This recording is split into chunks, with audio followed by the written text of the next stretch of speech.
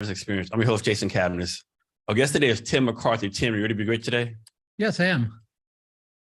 In late 2000, Tim founded Tsunami Tattoo in Tacoma, where it remained in the same location on 38th Street for 20 years. In 2021, Tim decided to take the company in a whole different direction. He wanted to provide his clients a more fulfilling experience where he could focus on their projects without the interruptions of a traditional tattoo studio. He has taken 30 plus years of being a tattoo artist around the globe, combined with his own experience of being tattooed to give his clients a uniquely fun and personal experience. Tim is an award-winning tattoo artist and has been featured in numerous publications. He has tattooed numerous celebrities, from Guns N' Roses to Steve-O. His crew of artists himself want to give you the best tattoo experience possible. Tim, thank you for being here today. I really appreciate it. Yeah, thanks for having me. So Tim, first, let's pour us a couple of drinks real fast. Okay. So there's your glass right there. Oh, yeah, yes. I'll go with this one first. Just pick which one you want. Yeah. We'll start off slow. Yeah. So for those of you who know me, the last 2 years, I've gone on like my wife calls a middle-age tattoo crisis. So I have like maybe 45 tattoos. Tim's done like maybe 25 or 30 of them. Yeah, you're at the shop almost weekly. So yes, I know, right? Hopefully my wife not listening to that part right there. Well, maybe not every week, but you know. Yeah. So we talk about tattoos. You also do DJ on the side, right? Yeah, that was my middle-age crisis. You got into tattooing, I got into DJing. I should have just bought a Corvette instead, been done with it. But I started going to parties maybe 10, 15 years ago, and really had no understanding of the culture of electronic dance music. So you do it stuff like that. Is it just uniquely electronic? Or you do other kinds of music? No, it's mostly techno and house music. Okay. I used to make fun of those people in high school, and now I've become one of them. But I love it. After hurting people all day, it's kind of fun to cut loose and make people have fun, dance around, throw a party. So first, cheers. Oh, yes, cheers.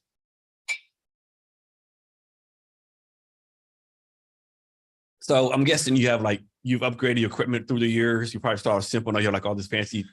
Oh yeah, I've seen tattooing, especially right now. As far as DJing. Oh, we were talking about DJing equipment. Oh yeah, I came in a little bit late into DJing. I wasn't one of those. Started off carrying crates of records around. I started off with like CDs. I wanted to learn without the use of a computer and things like that, and kind of progress my way up. I've had some pretty good teachers along the way, and mostly self-taught. That's about the only, if you sit long enough with the equipment, eventually you'll figure out how to use it. As far as DJing, do you have like any gigs you do on a regular basis? I do a monthly event in Tacoma at a bar called the New Frontier Lounge. Some friends of mine know, and they give me one Saturday a month to book the lineups and the DJs and stuff like that. And what I've been trying to do is bring some of the talent from here in Seattle down to Tacoma once a month. People in Tacoma love to go out and go to Seattle and hear music, but that drive back at 2 or 3 o'clock in the morning can be not very fun, or very dangerous, or if you're drinking and all the state troopers things out there. Yeah. And so, and transportation doesn't go to 2 or 3 in the morning, public transportation. And as Tacoma is growing, a lot of people are moving down from Seattle. And so when they see that like a headlining DJ in Seattle is coming down to Tacoma, it gives them a chance to come out and experience Tacoma. We have a really good electronic dance community scene there with a lot of really good DJs and people that are trying to build a community in Tacoma. What's the biggest crowd you've played in so far? Burning Man. Burning Man. Oh, yeah. I've played to some pretty large crowds there. Some friends of mine, we built some art cars that look like the Pac-Man ghosts and drive them around Burning Man. And a lot of people know of these cars. And probably one of the biggest shows I played was under this crazy bridge that somebody brought out there and built. And there were probably a couple thousand people there. So it was pretty fun. So how did you get that gig? You got paid for it? No, I just started playing. They asked us to come play under their bridge, so we drug all of our equipment out there and set up a party, and it was fun. Nice. So from your point of view, what makes someone a good DJ? Is it like listening to the crowd, or like music selection, or? I think I think all of it. I think, just their enthusiasm, what they're trying to. You're trying to tell a story to the crowd through your music, and you know, sometimes you'll play a song, you're like, yeah, this one's gonna hit, and it's like crickets on the dance floor. You're like, so you gotta be able to kind of read the crowd a little bit and, you know, play to the room. And I'm still trying to figure it out. I don't claim to be a know-it-all or anything about You it. have I just do whatever makes me happy. I just want to have fun. You have a go-to song? No, not really. No. There's a few producers out there that I like their style of music and stuff. And with DJing, to me, it feels like I'm almost playing with like musical Legos, because you're kind of stacking things and borrowing bits from other songs and kind of mixing them together to kind of create your own sound. Electronic music, that's totally different from house music, right? House music is electronic music. Is it? Okay. Yeah. I remember when I was in Germany, that's a real popular. It was like that boom, boom. Yeah, boom. It's called the 4/4 beat. It's at 1, 2, 3, 4. It's not a good thing. Techno and house have a 4/4 beat, Yeah, and sometimes that's why it's easy to mix, because it all lines up mathematically. I know sometimes that beat is like too heavy, like you've been drinking all night long. Like, you know, like, Germany, they tend to like techno a little bit more, a little bit harder, a little darker. Which is it's my go-to as far as like if I had a choice to play the music that I want to play, it's techno. But sometimes that music can be a little fast, heavy, and dark for people that are just out on a Saturday night that just want to dance and have some drinks and have a good time. So you gotta, you know, set and setting for where and what you're gonna play. But electronic music, do you see like certain generations like it more than others? Like is it more generation music, millennial I just see it getting more and more popular. It's just, you know, I've gone and worked some festivals. There's a festival in Las Vegas called the Electric Daisy Carnival, and the art cards that we built for Burning Man in 2014, we met with the creative directors from one of the largest festival companies in the world, Insomniac, and they hired us to take our art cars to their festivals. And they put on a 3-day festival in Las Vegas at the Las Vegas Speedway, where every night over 100,000 fans go to this festival. They've got 7 or 8 mega stages. The production is like unlike anything I've ever seen in my life. Fireworks and lasers and all kinds of stuff. So it was pretty cool being able to get paid to go party and see, you know, I've met every one of my favorite DJs and having like full access to this festival aside from just being a spectator. So here's one for you. Can a DJ be too fucked up or too drunk or too high to actually be a good DJ? That might make him better. Who knows? It all just depends. And the DJ, I fly straight. You don't want to be, you know, a slobbering mess up there. Yeah. So how do most DJs get paid? Is that per gig or like number of people come in, or just depends? It depends. You work out sometimes you work out a deal with the establishment, you know, if you're charging a cover, or sometimes, you know, the DJs can get a percentage of the bar take of the night, you know, it's all whatever. Sometimes, most of the time I work for free just because I like doing it. So do you have like a dream gig you want to do, like some big club in Las Vegas or New York City? No, I like playing with my friends. I'd rather play in my backyard, barbecue, and hang out. Like I don't have any aspirations to be some superstar. Nobody wants to come see, you know, it's a 50-year-old DJ, some old guy. Because I think I saw one time you posted on your Instagram, like you did a DJ gig at some beach out. Oh yeah, we drag our stuff down to Titlow Beach in Tacoma sometimes in the summertime, because it's a nice place to watch the sunset on the water in Tacoma. You can't go down to Ruston because it's facing the wrong direction, and we'll take some generators and our DJ stuff and throw little pop-up parties. Those are fun too, because especially people that just happen to be down there. And again, we're playing like music that fits the environment. You know, we're not going down there and playing some, you know, high BPM EDM music. You know, you're playing something that's kind of chill that goes against the setting of something you would want to hear during a sunset. So it's pretty fun. So you DJ once a month at your that place. Any plans like do once a week or? No, I mean, it because of my schedule of tattooing that comes first, and so the DJ thing, it's just for me, it's just a hobby, and so I'd rather just do one really good show a month instead of trying to spread myself too thin. Because the nights that I have to do that, I'm also like my own roadie. I have to stay until the end. I have to load up all the gear, and by the time I get home, I'm just completely exhausted and you know, and tattooing full time. And when I'm not tattooing, I'm having to draw and get my tattoos ready for the upcoming days and weeks ahead of me. So there's a lot of work that I do when I'm not at work. Yeah. So So what's the longest you like DJ like for hours, like 2 hours at a time, 3 hours at a time? Typical set's about an hour, but sometimes a little bit longer. Just depends on how many people are playing or what the goal is for the night. Sometimes me and my friends we'll go play each, half hour, take turns, trade off. Sometimes you can play back to back where, you'll play a song or a track or two, and then your buddy will play a track or two and stuff like that. So it's fun. There's really no like rules to what you're doing. Okay. There's no, one set thing. So next, let's talk about Burning Man. And so I don't think a lot of people know what Burning Man is. Like they have no clue what it is. You can really even say what it is. That's true. Man. Can you like a quick like dummies 101 what it does? Burning Man, it becomes like the third largest city in Nevada every year. There's about 85,000 people that convey in a little town just outside of Gerlach. It's about 80 miles north of Reno. It's on a prehistoric lake bed. It's absent of any life. Nothing grows there. There's no bugs there. It's the sand is alkaline, so everything it touches, it kind of corrodes. And so they build a city out there for 1 week.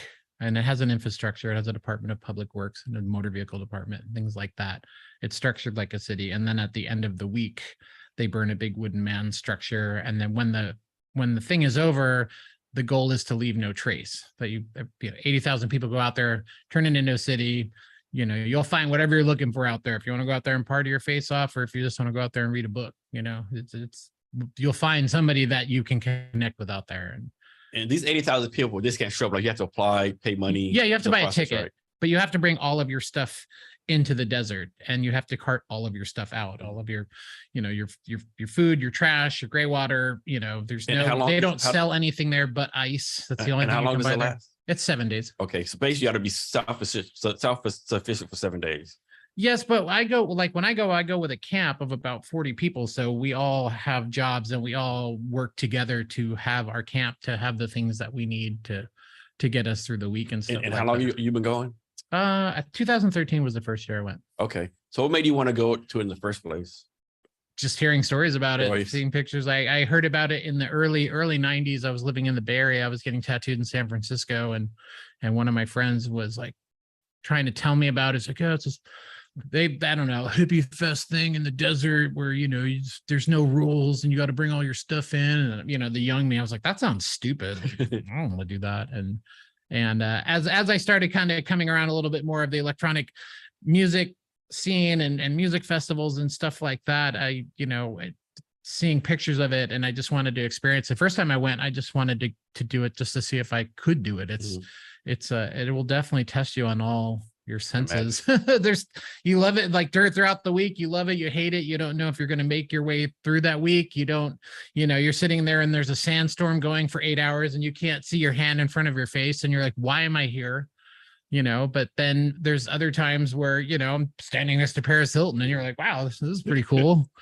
So it's And do they like bring a live entertainment or stuff like that? There's hundreds of stages and entertainments. There's bands, there's DJs, there's some of the most amazing art. There's these things, the art cars that people drive around. Some of these, millionaire, billionaire types, build these mega things that are like, a concert on wheels, squirting fire and lasers. And so what's the purpose of Burning Man? Why do they do this every year? Just like bring people together and so they can do a community in the middle of nowhere? Or? It started in San Francisco with about 8 people on a beach, and it's kind of grown from there. It's there's nothing for sale there. It's a gifting community.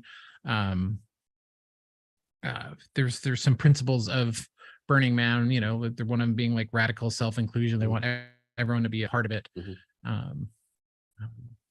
Yeah, it's more than words can really describe sometimes. You have to experience it. Yeah, do your research on it, and there's tons of stuff you can see on YouTube. Everybody's going to have their own experience, and everybody's going to give you their own take on what it is to them. And you actually go with your daughters too, right? Yeah, I've gone with my daughter before twice. That's the experience that with your daughters and stuff. Yeah. And her mom, my daughter and my ex-wife, her mom went last year with us. So that was pretty cool for us to be able to go as a family unit.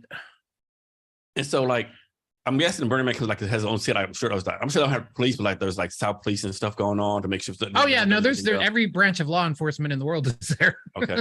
Whether you see them or not, there's it's a kind of in a way of a counterculture movement. So I'm sure there's so basically secret undercover black vans that are out there making sure that people aren't trying to overthrow the world. Yeah. So how does someone get kicked out of Burning Man? Like, what do you have to do? Like, I guess have you something really, really bad to get kicked out? Oh, you could get arrested there. I mean, having drugs, drinking and, being driving a car, you could get arrested there. Okay. Very easily. It's a city. There's emergency services there. There's fire services there. There's police services there. It's even laid out like a grid. There's a map of Burning Man. You get an address of where you live at Burning Man. Like you could have mail delivered at Burning Man. What? Like, yeah. Oh, that's pretty intensive. Yeah. What's the closest big city to it? Reno. Okay.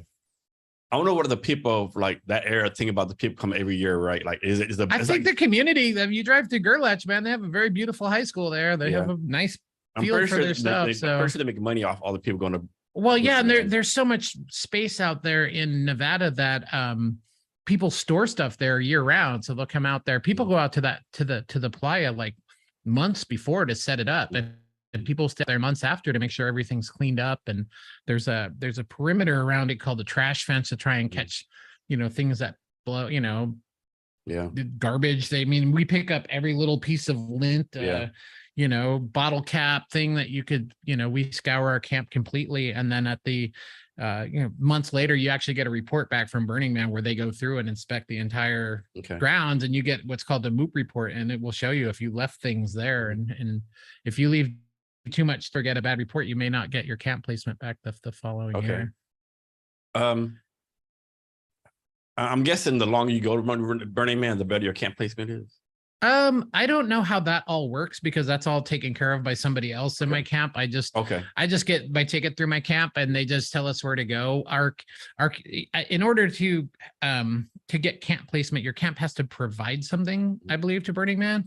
And what we provide is we do shoe repair. We have a cobbler. Oh, wow. And you would be surprised of how many people's shoes malfunction there, or people only bring one pair of shoes, or the sole just happens to fall out. Things just randomly break when you're at Burning Man. That's a good point. Do they give you like a packing list, like a recommended packing list, like bring goggles? Oh yeah. There's plenty of literature online. You can find thousands of web pages. Because I'm guessing hashtag Burning Man, and you'll pull up 80 million pictures of it. Huh? I'm guessing someone probably goes there. Oh, I'll just take it's hot. I'll just bring sandals, right? Like, yeah. You should have put a Burning Man video on YouTube. You could have. Extra should have. Right. You could see what it looks like. And so, how do you plan on going to Burning Man? Like as long as you can? Oh, I don't know. Yeah. Last year was a rough one for me. Was it? It was extremely hot. It was extremely windy.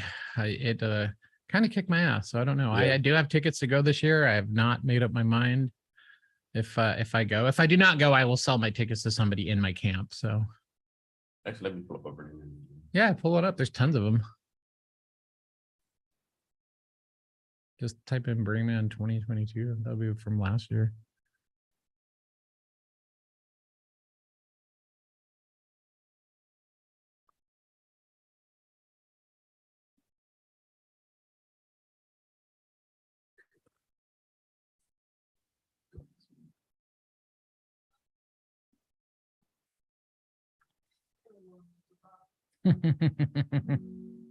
So that's the Burning Man thing right there. Yeah, that's the actual man that they burned. And like there's those are art cars. There's just massive, it's just crazy all the stuff that people bring out to this. There's only 7 days a year. Mm-hmm. This is the night of the burn. They bring all the art cars around it and they light it on fire.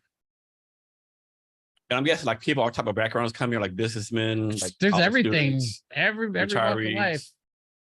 That dude's butt ass naked around there. Oh yeah, no, there's plenty of naked people there. Like I said, whatever it's not exactly lawless, but it's it's kind of like you could have the most. It's like absolute freedom, really. Mm-hmm. Nobody's gonna judge you, really. I mean, what do you look at somebody and be like, "That's weird"? Look around the whole thing, What do you find the most fun about it? That I don't have to be at work. Yeah. My phone your phones don't work out there, so Uh-huh. you're completely cut off from civilization.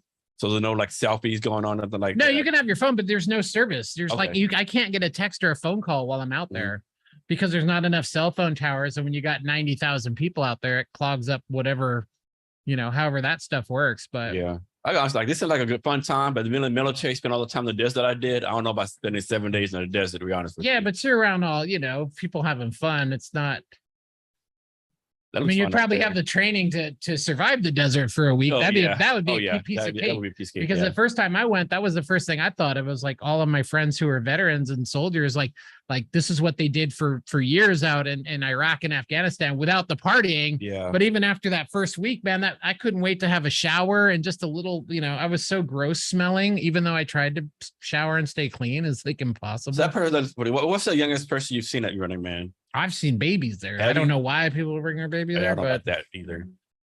there was a pretty famous picture of a baby at Burning Man that was standing by our art car, and I think it was on like USA Today or something. And there was actually like there's a little Sasquatch picture of me in the background of that photo. I was like, this is a trip. But people are born there, people die there. Someone dies there every year. So what do they do with all this artwork? They just Some of it they down? burn, some of it's burnt, and then some of it's like any of these big wooden That dude, he structures. looks hot as fuck. There's no way I could do that. Like he's on drugs or something. Ain't no fucking way. Big pink ass bunny suit.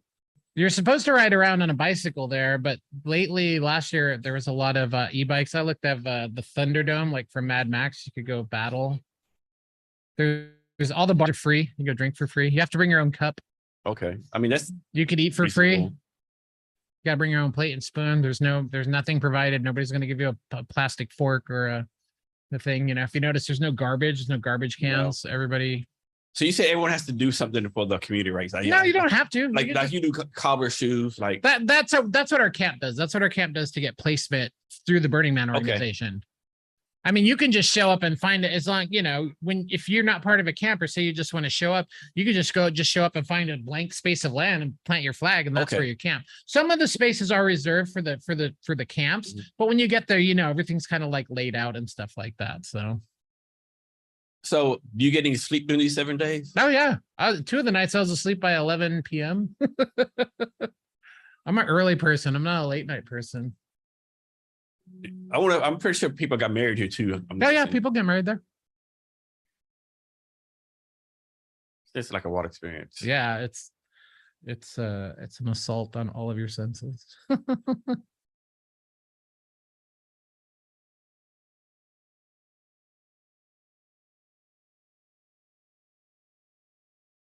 Just make sure I don't pull up your Pornhub video. I know, right?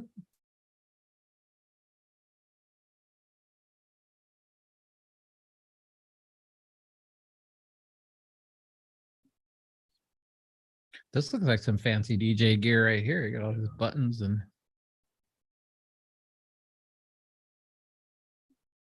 I like to project stuff like this when I'm doing my DJ sets too. Sometimes especially at the tattoo shop, because the walls are all white. I've got a couple of projectors, so it's fun to put that stuff on the walls. So besides going to Burning Man every day, is there anything special you want to do? Like, do you ever want to do a tattoo there, like do a DJ thing there, or? Yeah, I have done the DJ things there, which was fun. Last year I took my stuff, but by the time I got there, I didn't really do much DJing because I was tired. I was just like, I don't want to drag all. I don't want to unpack all of my stuff. That's like a what? So I tripped over it for a whole week in my trailer. I'm like, That's like a speakers on. 14-hour drive, right? Yeah, it's about 15. I Okay. usually I put into like a day and a half. The Mhm. first I typically will leave Tacoma on Saturday morning, and I'll try and get down to a place called Albuquerque, California. Mhm. And you're only a couple out, like 2 or 3 hours away from the front gate of Burning Man. So Okay. I can get a hotel, get a nice meal, get a good night's sleep, shower, all that stuff. Take You know, what, get last yeah. stop for 7 days? Yeah. Stop off at the last fuel stop before going in, fill up my gas cans, things like that for my generators. I'm and surprised they don't and have then go. showers there, honestly, because those all kind of like, They're there, but you got to bring your own. yeah. I that's mean, true. I brought a solar shower. Yeah. We have a like a kiddie pool that we use for like an evap Mhm. station, because you can't even pour your water on the ground there. They don't Oh, you want can't? they don't want Oh, that wow. to damage any they Okay. don't want it to damage the ground at all. You want to leave no trace, and you can't be throwing like black water with like soap and things like that. Yeah. If you got 80,000 people just dumping Oh, that yeah, stuff on the that's a good ground, point. it's gonna kind of pollute the area and That's a good stuff like point. that. So you have to do a little bit of forward thinking of the things you're gonna take out there. Even the food and stuff that I pack, I make sure I take all the packaging and extra garbage and things like that, because you can't just go throw So your garbage let's away. suppose that you threw like a gallon of dirty water in the ground. Does someone come and say, You hey, could get fined by the Department of Public Works there. okay. Because So they go around and inspect Okay. like one year at Burning Man, we had an RV that was its freshwater tank was leaking on the ground, and they came over and raised holy hell Okay. and wanted us to dig the dirt out and take it with us and stuff like that, because they didn't know if it was freshwater, gray water, black water, but like there's people that walk around and inspect the camps and things like that to make sure people aren't. So you've been going since 2013. Every you go back, do you hang out with the same people? Do you link Yeah, up? I mean, I have kind of like a core group of people from most of them are from Tacoma, but we've got people from all over the place in our camp and stuff. And every year you make more friends, and the more it's obviously the more you do it, the more people will do it. And not everybody goes every year, so sometimes I have a cousin that lives in Manchester, England, and she flies all the way over, and I have some other friends that live down in Mexico that come up. So when they're coming in from another country, you have to kind of help them facilitate to do all of that stuff. So it's kind of fun being able to help some of my friends and family experience it as well. Whereas it, like, if you were just coming over from England, like trying to get all the camping gear and get all this stuff, it would be really, really difficult if you didn't have help on this side of in the country. So I'm guessing most of the people you meet at Burning Man, like really great people, have a fun time with them. I'm guessing you meet like very few jackasses or assholes. I've met a couple of jackasses. There's always a few. Especially the first couple of days, everybody's, their endorphins are all kicking in, because it's a lot of work to get there. You basically waste your whole summer planning for this 1 week. Everything, I got to do this for Burning Man. I got to do this for Burning Man. I got to do this for Burning Man. At least that's how it was for me last year, and then packing and repacking and making sure you have it. Then you got to make sure your vehicle's in working order, because I've had mechanical issues on the way down there. One of my friends hit a deer on the way down there one year. Like, you're going through the woods, it's like every step of the way to get there is just a challenge. And then while you're there, it's a challenge throughout the week. And then you have to drive home after you're just completely dehydrated, you're completely wrecked, you've sunburnt, everything else, and now you got to drive home 15 hours if you're pulling a trailer or things like that. So it's a lot of work. And then you need another week after you get back just to put your head on straight, to decompress, to go back into the real world, because you've been in this like magical universe for a week where you don't need money and things like that. And all of a sudden you're like, you walk into the store, you're like, oh shit, I need money to buy this thing I need. In Burning Man, it's like 24/7. Something always going on. Oh yeah. So like, from your time there, is it better to like do the stuff that are daytime or the nighttime? Some people are day burners, some people are night burners. Like, it just depends. I mean, I like the desert in the morning. I love watching the sun, like getting up early and watching the sunrise. I don't like to stay up all night and watch the sunrise, because I just can't handle that. So I like to go to every night and get up, especially when it's nice and cool out in the desert before it gets too hot. It's just quiet and so with all the stuff going on, the music, the noise, like, I guess you have to really be tired to go to sleep, right? Yeah, I get earplugs or noise canceling headphones or something. Yeah, have whiskey, that'll help you sleep. You get through it somehow. You suffer through. Yeah, I might have to go with you one day. That sounds like a good time. Another bucket list thing to do. So next, let's talk about psychedelics. So so psychedelics, of course, it's illegal in most places. And the one thing, like, I'll tell people, like, I can't speak for all military veterans, but pretty much every military veteran I know is either like doing marijuana, mushrooms, or LSD, right? For mental health, depression, stuff like that, right? But you can take it because it's fun too. Yeah, that's true. I mean, that's another two things too, right? And like, psychedelics is like, it had its own negativity back in the day, right? President Nixon made a Schedule 1, that kind of stuff. And it's like it's making a comeback now, right? Well, I mean, as a teenager, I mean, I loved acid. Like, I was never a pothead. I I've never fucked around with pills or I've known enough people in my life to know what drugs to take, what drugs like not to take. And I especially being an artist, when I discovered psychedelics, I drew on those experiences to help me create art and things like that. For me, it was like inspiration. It was just kind of like being able to, watch the trees wiggle and things like that. And when doing it when you're 16, you're just your main purpose is not to get caught by your parents. So I don't know if you really can fully like enjoy it then. I remember just being in my bedroom, being up all night on acid, and every little noise would be like, oh no, my mom, she knows, like, and I'm glad to see that, our society is coming around, at least open to the thought of it. I mean, these things have been around our societies and tribes for thousands and thousands of years. Like, and there I definitely believe that there's good that can come from it. It's plant medicine. Yeah, and it's amazing how many people are on the side of psychedelics you never thought would be on their side. Like, most people on this. So I'm from Texas. Texas pretty conservative. Last 4 years, the Texas State House has given like $5 million for the psychedelic research for veterans. Former Texas Governor Rick Perry, he put like ultra conservative. He's a big psychedelic supporter, right? Like, if you said back in the day Rick Perry would support psychedelics, like, you're lying, right? But he's a big supporter. It's amazing how many people on the both sides of the political spectrum are like, oh no, there's something for. At least we got to study what it does, right? Well, at least and it, mushrooms have been around for thousands of years. You might end up naked on YouTube if you take too many of them, but you're not going to die. Like, certain pharmaceutical drugs, and things like that. There's no way to overdose on psychedelics. Side effects of marijuana might be you might eat too much Taco Bell or something like that. Or I mean, the stories of this. If you drink a bottle of Jack Daniels, you're gonna start a fight. If you smoke a pound of weed, you're just gonna eat a pound of Doritos. Yeah. And especially when you're on psychedelics, your one goal is not to get hurt. It's like, I don't get hurt. Yeah, some things like you definitely don't want to drive. Probably don't be on a high-rise apartment building. Yeah. Or thought of like going to the hospital or something on a psychedelic would be a very horrible experience. So you just want to, setting, be safe. Now, do you have a preference for like LSD or mushrooms? Oh, I can't either one of them. I don't have the time dedicated to them. It is pretty much a day. I've microdosed mushrooms, which were cool. The last time I took acid was like years ago. I was down in Mexico, and it was just one of those. Me and one of my best friends were down there. We're down in Tulum, and I had to hit leftover hit acid from.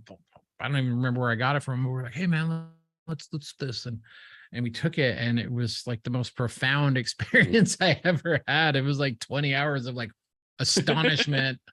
So after that, I was like, I think I'm good for a while. Like, you hear the story of like Steve Jobs went down to, Mexico, took acid and did what he did, so it was, I felt like I was on The Simpsons or something. I was walking along the beach and just watching the clouds like bend in half. Yeah. You definitely see a lot of interesting things doing that stuff. I mean, it'd be nice to see it legal and decriminalized, so that way at least people who want to experience it can have access to it and it can be safe. I mean, I'd much rather have someone take LSD or mushroom than, buy some, cocaine and fit it off the street. Oh God. Yeah. You have no idea what you get into.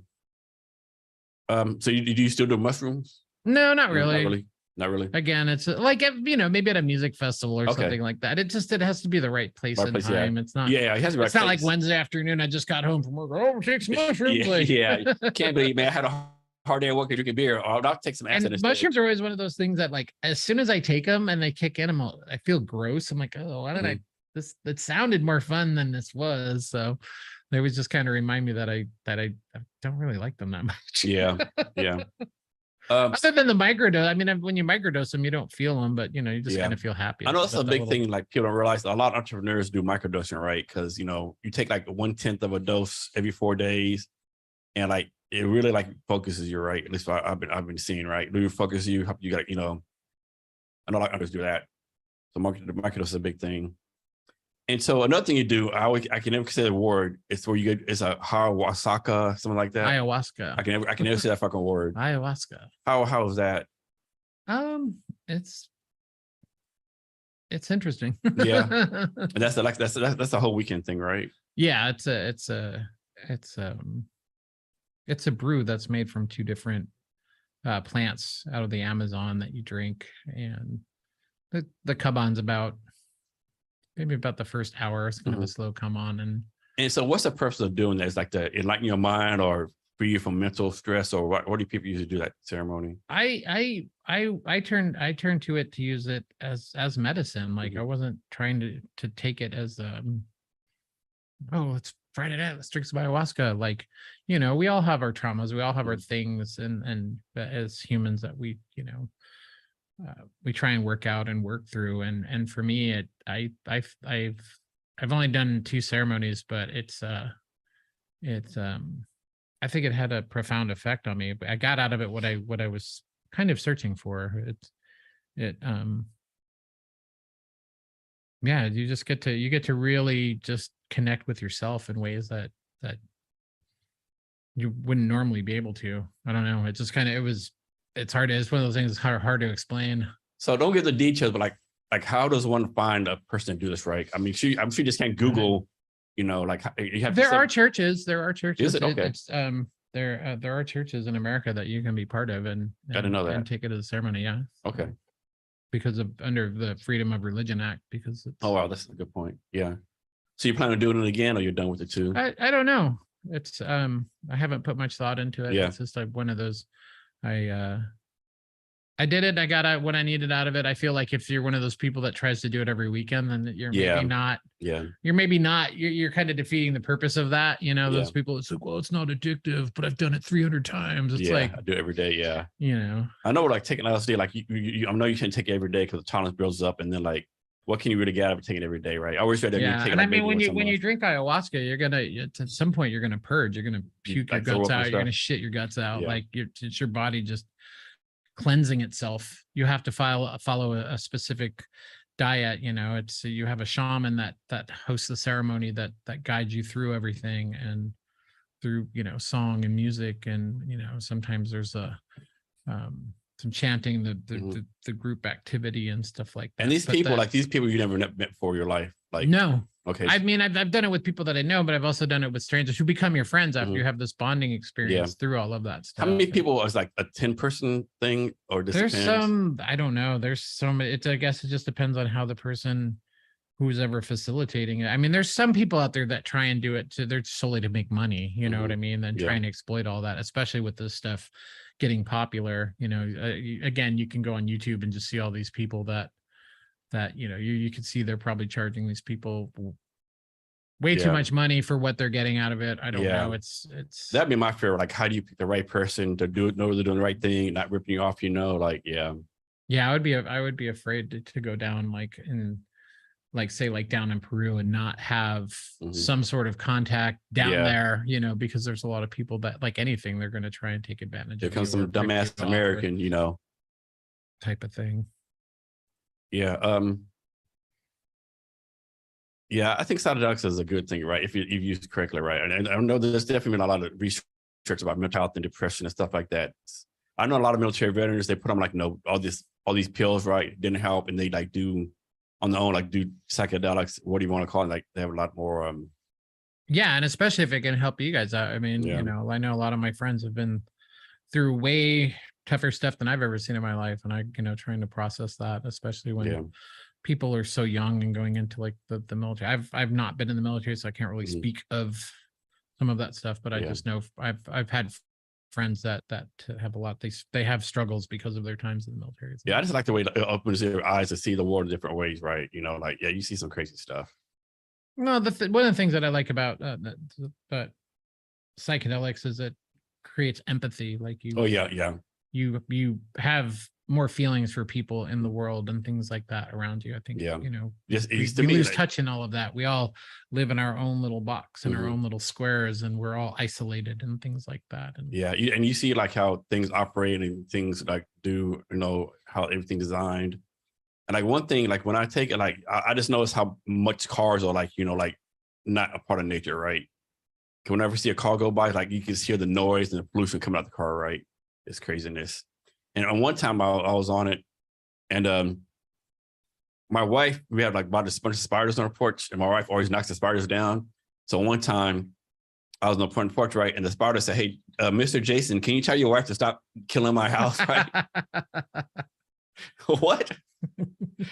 Yeah, it's very interesting, right? But it's a fun time, right? Yeah.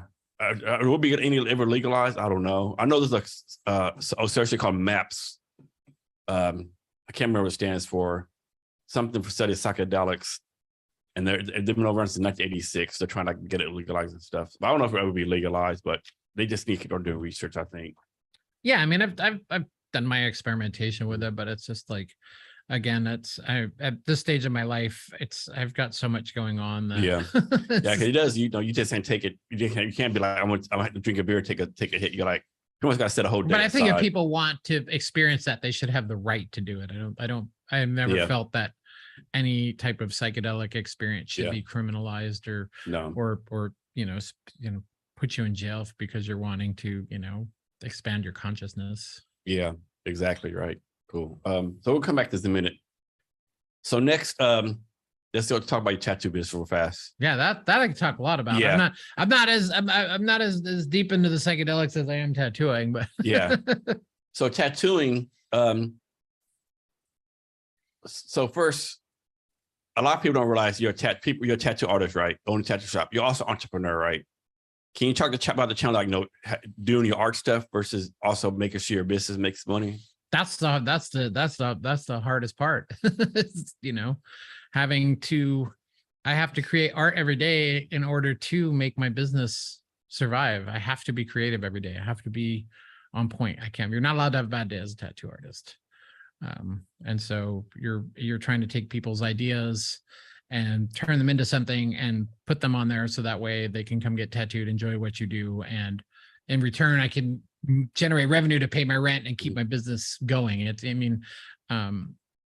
I do feel like I have an amazing job because I have been fortunate enough to make my life off of making art and putting it on people. I started tattooing, I was 17 years old. So I started in 1989. So it's been a long time. I was in high school. I kind of a funny story going back to psychedelics. I went over to this guy's house to buy some acid. And when I went over to his house, I was about 16 years old. In his kitchen, there was a little makeshift tattoo set up. And I asked my buddy, I was like, "Hey, what's going on here?" And he's like, "Oh, this guy's over here is doing tattoos." And I was like, "Really?" And he's like, "Yeah, he just ran to the store to get something." And at this time, when I was about 16, I was a punk rocker. I had a mohawk. My parents were super cool about it. New Mexico. Yeah, I was living in Albuquerque. And my parents were super cool about it. But my mother, she's from New York. So when she talks like this, she's very brash. And the line in the sand for her was, I wanted my ear pierced for some dumb reason, And so every day, I'd come to and from school. I'd be taking this stupid earring in and out of my ear. My ear was all crusty and red. And my mom would be like, "Take that shit out of your ear. You look fucking stupid." And so when I came across the tattoo section of it, when I discovered tattooing, I was like, "Oh, this will really piss her off because there's no fucking way she's going to make me take off this tattoo." I felt, like Bart Simpson before there were the Simpsons, and so I was just like, "Sign me up." And so I got a Rocky the Flying Squirrel on my arm. And the reason why I picked that was I remember earlier that week, I was standing in like the lunch line in high school, and like one of the football players had like a Tasmanian devil with boxing gloves on tattooed on his arm. I thought it was fucking stupid. And so I was just like, "Well, we'll get Rocky the Flying Squirrel." It's still kind of, it's been covered up a few times, but that introduced me to tattooing. While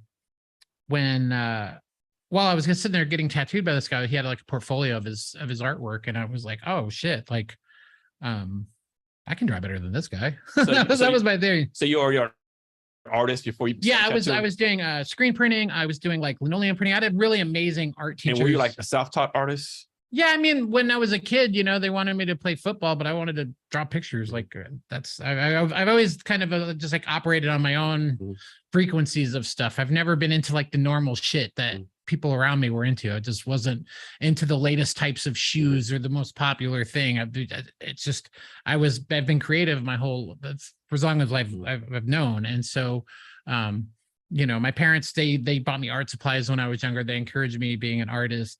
I was doing oil painting by that time. And in middle school and high school, I had the most amazing art teachers, even better than any professors I had in college. And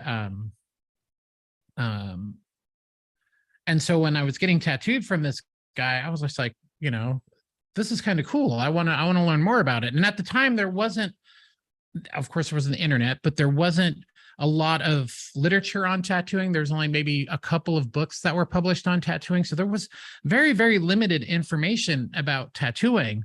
So the next step for me was, there was only one tattoo shop in the town that I lived in, and there was big motorcycles parked out in front of it and things like that.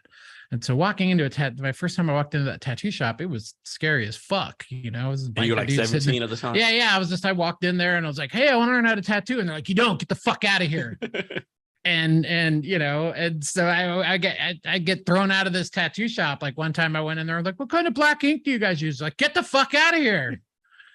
And so the guy who did my first tattoo, he had like this makeshift homemade fucking, basically like a prison style tattoo machine, because living in New Mexico, everybody had that uncle or their cousin that just got out of the pinta, bro, and I'll show you how to make a gun. And so I made some janky ass homemade tattoo machine, and a friend of mine came over one Saturday night and asked me to do a tattoo on him, and I did a Tasmanian devil on him, and I fucked it all up. And he went back to school, and the next day, like, my phone started ringing off the hook. And that's when you knew you want to be a tattoo artist. That was where that's just kind of like where it was starting. And like you were like, I can make money off this. I wasn't even making money off it. For me, it was just a different medium. It was just another form of making art. It was the thought of having a job that I didn't have to go to work until noon and people were going to pay me money for. It was far from my tattooing. It was so underground then. It wasn't like walking into Walgreens now and seeing someone with half their face tattooed. It was like, if you had a tattoo, people like they'd stop and kind of stare at you at a restaurant or things like that. Yeah, just got out of prison or something, or they either I got my sleeves done in my 20s, and people always thought I was in a band. I'd go to a restaurant, hey, you guys in a band? That was the most question that was asked every time I went somewhere. And so I knew, I was doing these janky little homemade tattoos, and I knew that's not what I wanted to do. I ran into a guy who had a black and gray single needle portrait done, and it was like a moment of epiphany for me. Like time stood still, and it didn't even look like a needle had broken. It looked like something that was airbrushed on the skin. And I was like, that's what I want to do. I want to do tattoos like that. And so that kind of put me on my path, because I didn't even know things like that could even How did your mom react when you told her that? Well, that's the funnier thing, because my mom beat the shit out of me when I woke up that third day with the tattoo. But then she came home. I was like 2 hours or 3 hours early from work one day. I'm at the dining room table. I'm carving up one of the kids from down the street. My buddy's cleaning a sack of weed. My other friend's drinking a beer. We're all acting like grown-ups. And my mom walks in and she's like, what the hell are you doing? You're going to get AIDS. You're going to die. Like, this was 1989. Like, people were dying from AIDS. And, here I am, bloody kid, and then 2 days later, their parents would call screaming at me, what your son did to my son? Or I'd go to pick up a girl for a date, and she'd tell her parents that I did tattoos, and she'd go to her room to get her purse or something, and the dad would like fucking grab me by my throat, and she comes home with a fucking tattoo, I'll fucking kill you.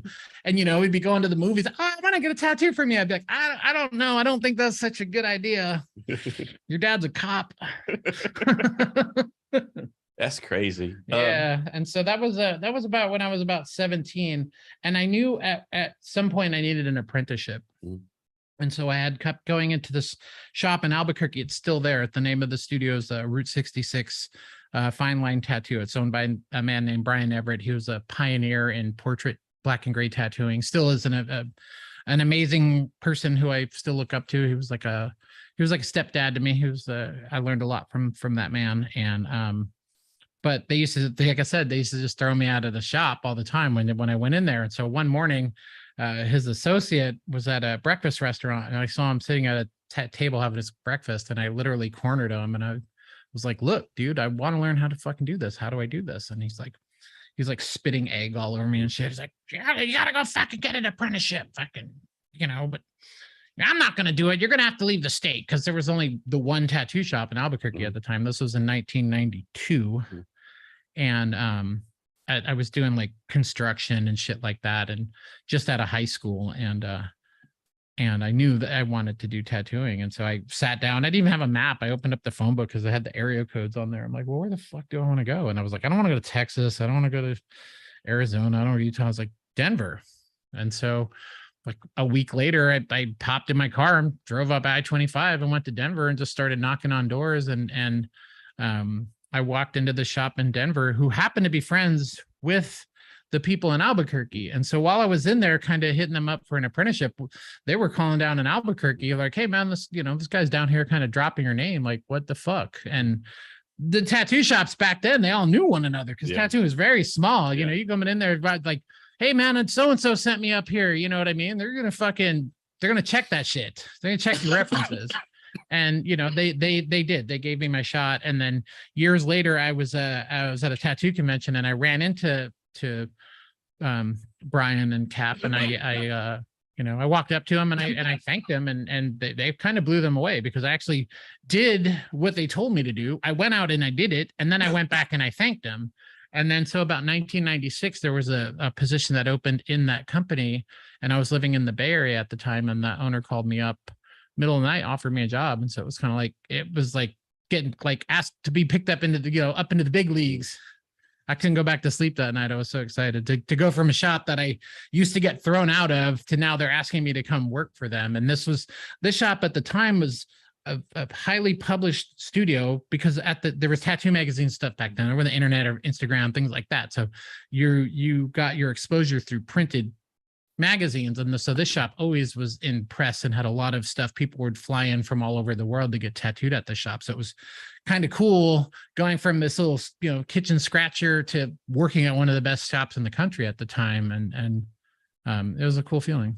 So how did your own apprenticeship experience affect you when you bring on apprenticeships or people apprentices for you? What do you mean? Like, how do you experience, like, you went through getting an apprenticeship out, getting rejected, get the fuck out of your kid, and finally getting one? How's that affecting you bring someone on?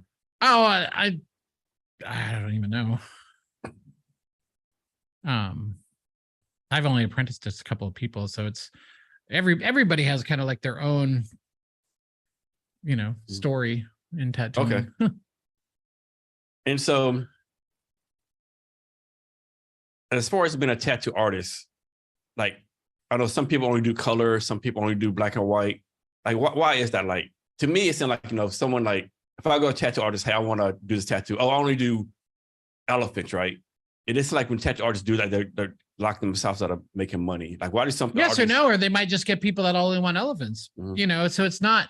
When I started tattooing, I worked at it was like what's called a street shop. It's like people just walk in, you took whatever came in the door. Especially back then, you couldn't be picky. If you wanted to pay your rent, I had kids in diapers, so I learned real quick to do a lot of different styles of tattooing. But some people, they're just good at, some people are really good at pouring concrete, but they can't do electrical work. You know what I mean? Some people, so you find what works for you. So why or when did you decide to go and start your own company? I started Tsunami in 2000. I moved to Washington in 1998. I moved up here to raise my kids. I didn't want to raise them in Albuquerque because I grew up there. Did you already have a tattoo job before you moved up here? Yeah, I worked at a studio called Lucky Devil Tattoo up on Capitol Hill. It was an awesome shop. I really loved working there. Is it still open? No, it's not around anymore. The building's been torn down. It's some wood-fired lotto bullshit on fucking 12th Avenue. But I was living in Tacoma and I was commuting to Seattle every day, and especially when you're sitting at a tattoo shop 8-9 hours and you had a slow day and didn't make any money, it's like it's a long drive home and a rainy, dark I-5 night, when you're feeling bad about your life. And so I was like, well, if I'm gonna sit around a tattoo shop and not do anything, I might as well be 10 minutes from home. And there comes a point in your career, if you're a tattooer, some people, they want to progress. I've wanted to do everything. I tattooed. I wanted to do conventions. I wanted to be printed in magazines. I wanted to tattoo in different countries and travel around the world. And I've accomplished all of those things. And so when it came time for me to open my shop, that was just the next challenge. I had managed a shop for 6 years in Albuquerque. So I kind of had a handle on the business side of it and stuff like that. So I had a great teacher and that aspect of it. And so even before I opened the shop, I mean, I had the basic knowledge of what I was doing and what I needed to accomplish. And I had opened several other shops with people. My other boss at one point, we had a second location. So I've seen all the different processes from beginning to end of like what you got to, the process of starting a tattoo studio. And it's just a lot of work. It was a lot of sitting there and I opened on 38th Street in Tacoma in October of 2000, and I didn't know a single person in Tacoma. I was working in Seattle. I lived in Tacoma, and so it was just sitting there with a sign on the road that said tattoo, hoping that somebody would come in. I knew I was close to the Tacoma Mall, and we were close to Fort Lewis, so we tattooed a lot of soldiers at that shop, especially after 9/11. I was at work on 9/11. The Ranger Battalion, there were years where it seemed like they just lived at the tattoo shop. Those guys were getting tattooed all the time. And now I think you did a post on Instagram a while back, maybe pretty recently, where Army guy you tattooed 20 years ago came back. Yeah, that's pretty cool. Yeah, he was stationed here and did a couple tours in Iraq and stuff, and every time he'd come back, he'd just come in and get a bunch of tattoos. And he just happened to be back in Tacoma last week with his family, visiting some of his old Army buddies and stuff. And he came by the shop, and I actually had an old photo portfolio with those photographs in there from 20 years ago, and was able to, took pictures so you can see how tattoos age. I've been tattooing long enough to see what one of my tattoos looks like, 20, 25, 30 years later. So back to you moving to Washington, like, why Washington versus other places you could move? My ex-wife had some family up here. Okay. So. Okay. And we were just, we wanted to get out of New Mexico. Okay. All right. So back to the business. You start your business on 38th Street. Like, when you start your business, you have like a cash reserve, like take care of bills. No. You just like, No. I want to do it. Dude, the first day I opened that shop, I didn't even have money to buy lunch, dude. They're not going to give you a business loan to open a tattoo shop, especially in 2000. Like I scraped every last cent I had. Like I went to secondhand stores to get shit. Like I knew I was going to open a shop. And so a year prior to that, I started to collect the little things, a trash bag. You'd be amazed the shit you got to buy to own a business. Like, a chair, and this. Were you the only artist? Yeah. I started the shop by myself. I worked there by myself for about a year before I hired anybody on. And so the business starts, you're kind of struggling. What happened when you're like, okay, I'm actually going to make money. It still hasn't happened. No, not yet. I don't know. You're doing pretty well. COVID's happened. Yeah. This has happened. It's always something, it's everything costs money. I tattoo, I do it because I love doing it. Mhm. I mean, That's the biggest thing. The hardest part now is I'm just getting a little bit older. So I can't do it like I used to. My body hurts, my brain hurts. So I remember you did a tattoo the other day and you posted on Instagram. It was a bad tattoo. This fucking kill my back. Oh, I still can't stand up straight right now. I hobbled in here. I looked like the Hobbit when I came home from work last night. Like I tattooed this woman's throat, and I was literally like standing upside down for a couple, like just putting my body in the wacky ass position to make sure that her tattoo was done right. So it's challenging as learning to tattooing now that I've been getting older. I'll be 51 on Tuesday. So I hope I still got a few good years left of me. So that's why I'm real selective on the tattoos that I do now, because I feel that I have, more years behind me than ahead of me in tattooing. Yeah. So when doing a tattoo design, like, how does it work? Like if someone comes and, hey, draw me a snake on the back of my neck, you just draw the snake in the back of the neck, or do you like what's the process as far as like art and customer? I booked them an appointment, and then I design them something when I'm with myself. I don't draw in front of people. Okay. I don't produce things in front of people. Everybody has their own creative processes, and mine just, when it comes, it comes. I mean, I'll be driving to work and I'll get an idea of how I want to do something. I can't explain it. It's just how artist brain works. Or somebody asks for something, and I've got tons of books at my house and references and stuff like that. So it's kind of like a flow chart of, I know where I'm going to go to kind of look to find resources or references and stuff like that. Sometimes people just bring a sticker and they just want that. So it's not every time I'm sitting down a tattoo, I'm reinventing the wheel. Yeah, it's not like a work of art every time, right? Yeah, and I mean, there's a balance between my own ego and it's the person's tattoo. So it's like my job is to give you the best tattoo, something that you want, but it can't just all be like, oh, you only got to get what I want to give you. Yeah. So it's there's that kind of two sides of it. So when you bring on new artists to your shop, what do you look for? Oh, they got to be good. They got to have good personality, professionalism. There's just they got to be the whole package. I get to work with really amazing people every day, so many different styles and just positive people. It also takes this one bad apple in any company or job, and it could make everything change the chemistry of stuff. So. And how do you find your artists? Is word of mouth? People refer them to you. You do tattooing's a community of people. Everybody kind of knows everybody. There's a network of sorts. People's names, reputations. Sometimes people are just moving to a town and trying to get established or.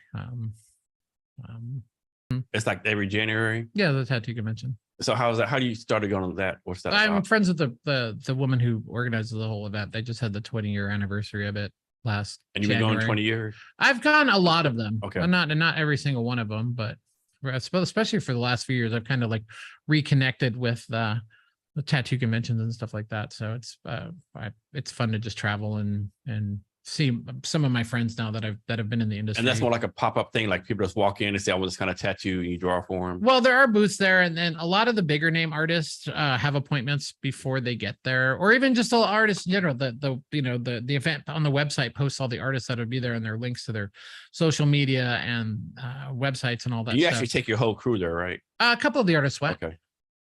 And what's the purpose of going? Just like put your name out there even more, or like this? Is it more like it can help for that? It just is it business or is it more vacation? It's both. But it's also networking. I like to go to the conventions because there's a lot of new products that keep coming out in tattooing. So there's a lot of exciting new stuff, machines, and there's big money making products for us to tattoo with. It's an industry now, so it's I'm always trying to learn more and do better tattoos and progress and not being like just same old. Yeah. So as far as tattoo supplies, I'm guessing are they like low quality, medium quality, high quality? Yeah, there's cheap shit from China, or there's stuff that's built by tattooers for tattooers, and that's the stuff that I go with. Is that like pretty reasonable price, or is it really expensive, or in general? It's what it is what it is. I mean, you have to buy regardless. Yeah, right? yeah. It's nothing is, box of gloves is $30 now. So it's just everything costs money these days. So speaking of gloves, like I know you have to have like some kind of health permit, right? Yeah, you have to have there's a state issue license, and then you have to have a bloodborne pathogen training. Okay. About and I guess disease prevention and and people come by once in a while to inspect you. And yeah, the state of Washington has tattoo inspectors. Okay, all right. And that's just the cost of doing business, I'm guessing. Yeah, it is what it is. Yeah, there's licensing and all that stuff. So then what else? And so like as far as being an entrepreneur, let's suppose someone's out there, they want to start their own business. What advice do you have for them besides not do it? Get ready just to work. You're buying yourself a job is what you're doing. Like you have to, you don't really get a day off. Like I eat, breathe, and sleep my studio. It's part of my life. I'm laying in bed going, shit, I got to go get toilet paper for the shop tomorrow. Oh, we're out of this. I need to order that. You're just lots of, you have to really just be dedicated to it. It's not like people come to me and they're like, oh my God, you own your own business. Must be nice. You just get to work whenever you want. Yeah, right. If that means 8 hours a week, yeah. I've put my time in. I'm enjoying where I'm at now because my studio is a private by appointment only studio. It's a very beautiful studio. We're not open to the public.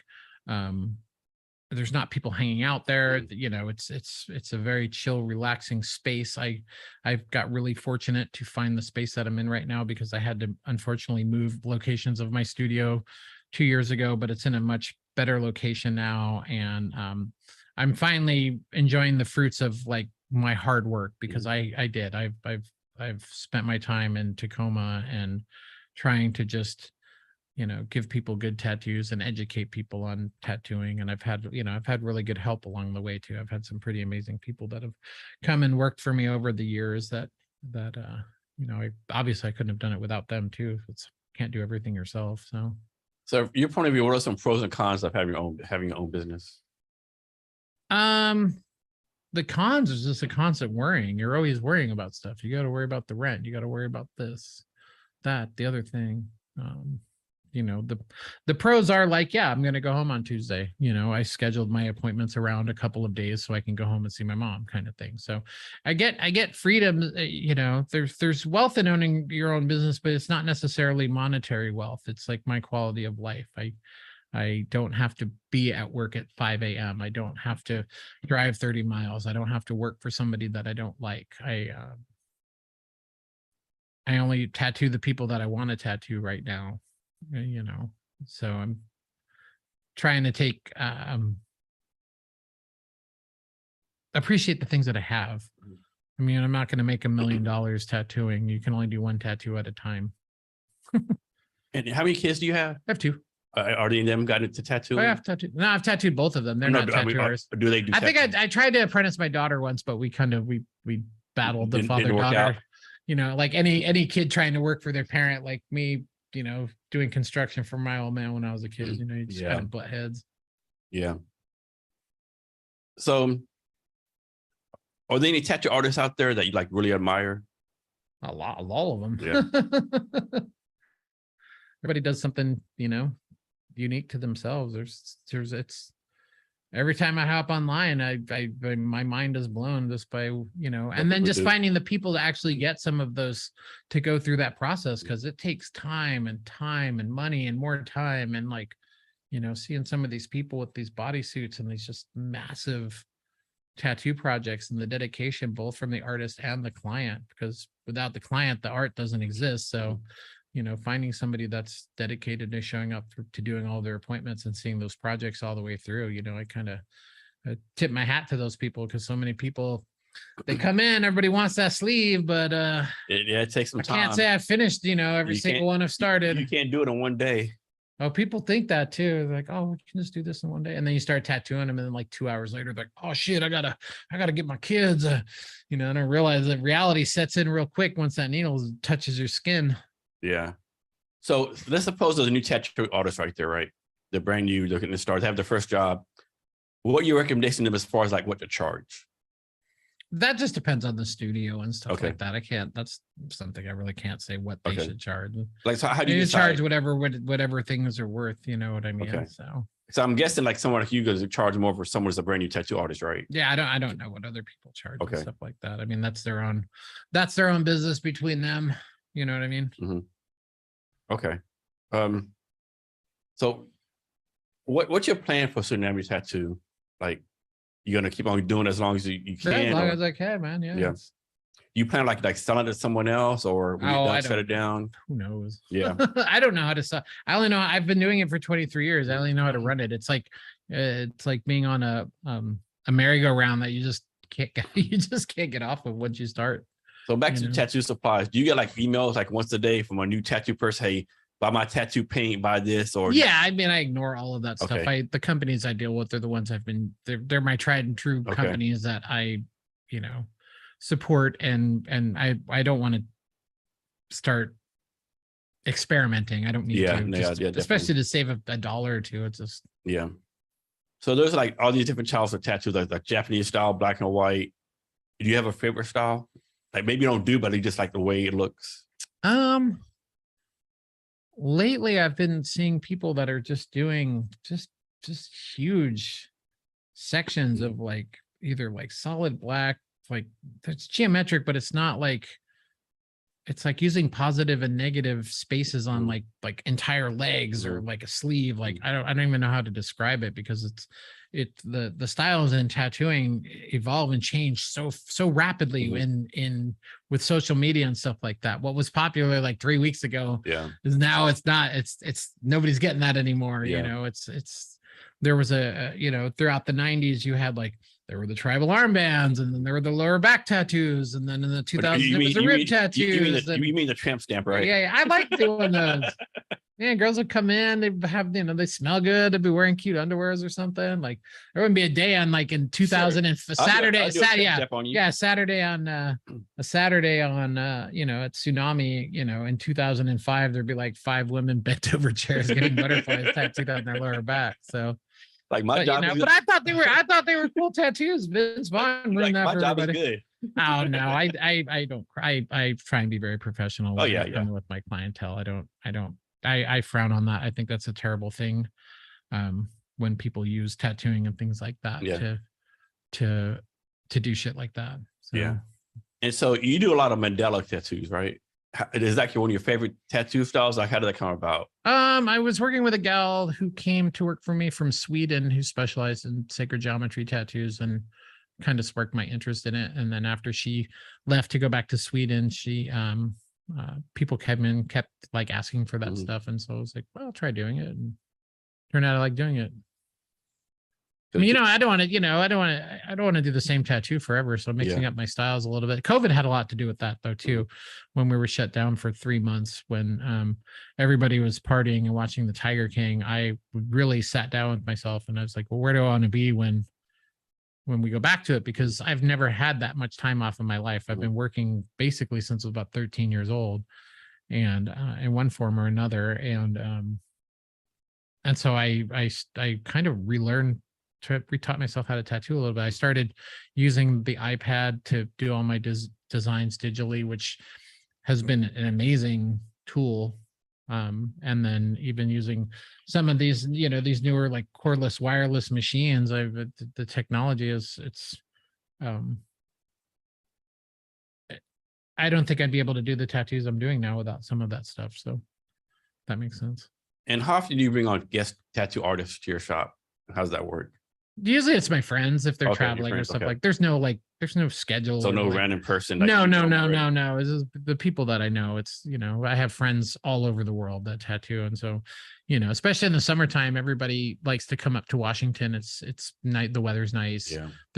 Seattle has a tattoo convention the second weekend of August every year over by the Space Needle in the city center. So tattoo artists from all over the country and world come to Seattle for the weekend. And a lot of times my friends will want to stay a couple extra days. Yeah. And so usually I've got a house full of tattooers from slumber party at my house. And so sometimes they'll book clients from the convention or they won't have time to do stuff at the convention. And so they'll just come down and just use the shop for the space to do their work and stuff. Okay. And then as far as like the artistry of tattoos, right? I know I've seen some tattoo artists draw like freehand, some do sketches. There's all different kinds, right? Is there a best way to do that kind of stuff, or is it just like whatever the artist wants to do? Yeah, it's whatever the artist does. I mean, the end justifies the means of everybody has their own way of coming up with something. Like 10 tattooers could sit down to do the same tattoo and all do something completely different. Okay. But the end result will be there. So. And I'm guessing, like you said, there's way more tattoo shops open now versus like 20 years ago. Yeah, I mean, it's popular. It's in every movie. It's in every TV commercial. It's in our culture now. It's not just limited to rock and rollers and stuff like that. I mean, I first started seeing tattoos, on MTV, and you're like, whoa, that guy's cool. Yeah, definitely. So and people turn 18 every day. So once they get, I remember when I went to Dallas last year, and you recommended a Deep Elm tattoo shop to me, right? I got some tattoos there. I remember the day I was there, these 5 mothers for their 5 18-year-old daughters that turned 18 that day came to get their 18-year-old daughters tattoos, right? It was amazing. It was crazy. All right. People get tattooed during good times and bad times. So yeah. It's almost a recession-proof job. Almost, yeah. For all these you've been tattooing, this be a hard question. Do you have like a tattoo like you're really proud of? Like I did a badass job once. I really went all out on this tattoo. Oh, I try and do that on all my tattoos. I mean, one of them has to be my daughter. I mean, that was nerve-wracking. Oh man, I can I've tattooed my mom a couple of times, so that's a trip too. So I mean, you have to really try and, it's like if I fuck this up, I'm gonna see it every Thanksgiving. So nice. All right, so we're actually gonna do a tattoo for me today, right? Yes. Cool. Let me move all the stuff out the way. People do. Oh. Put my glasses off for a minute. there a restroom? Yeah. Yeah. I'm gonna go do that Okay. and wash my hands really quick. So you gotta wash your hands for your tattoo. So it's one of these keys and the door right there. Okay. I'll be back.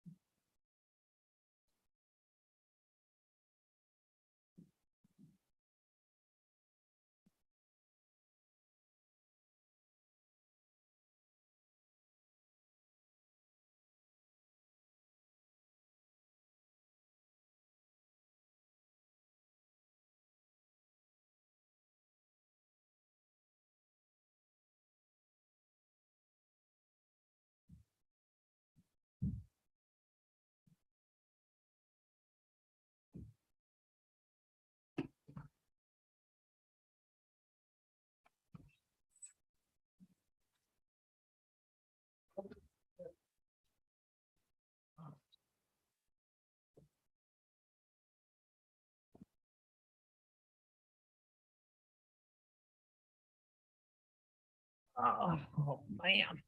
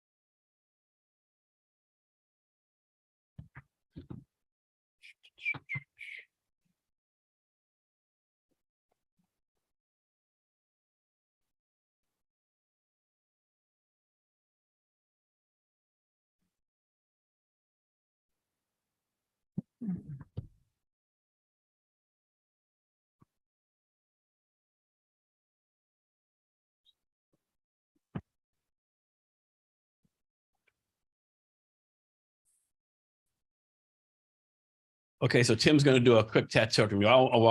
Maybe I should say quick tattoo, but and we're just going to talk through the process, how everything works. Like I said, I have like probably like 45 tattoos. Tim's probably done like 25 or 30 of them. Even misspelled one on you. Oh yeah. Don't get lettering for me.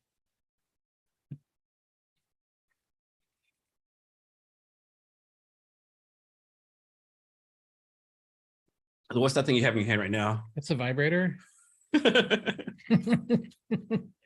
That's what the old timey tattooers like to call these things. They call them dildo machines and whatnot, but I don't know. My wrist really appreciates it. I like that they're quiet, especially now that I'm old. Now that I'm over 50, like I'm the get off my lawn guy. Everything's too loud. Every light's too bright. I used to be happy. I don't know. You get older, you're like, turn off that racket. All righty. Let's see here. A couple paper towels. Now, when you tattoo, the needle is actually breaking the skin, right? It's actually like a cut. No, it's like a massage. A painful massage at times. Yeah. Yes, it's a needle. It goes through a couple layers of skin. Because it's actually like a lot of little mini wounds, right? Yeah, they're little puncture wounds. Yeah. Like, yeah, make sure like you gotta that you gotta take care of it run at afterwards. probably about 127 hertz. The first part you got to do is you got to shave someone. This is the highlight of my job. You get hair all over your desk here.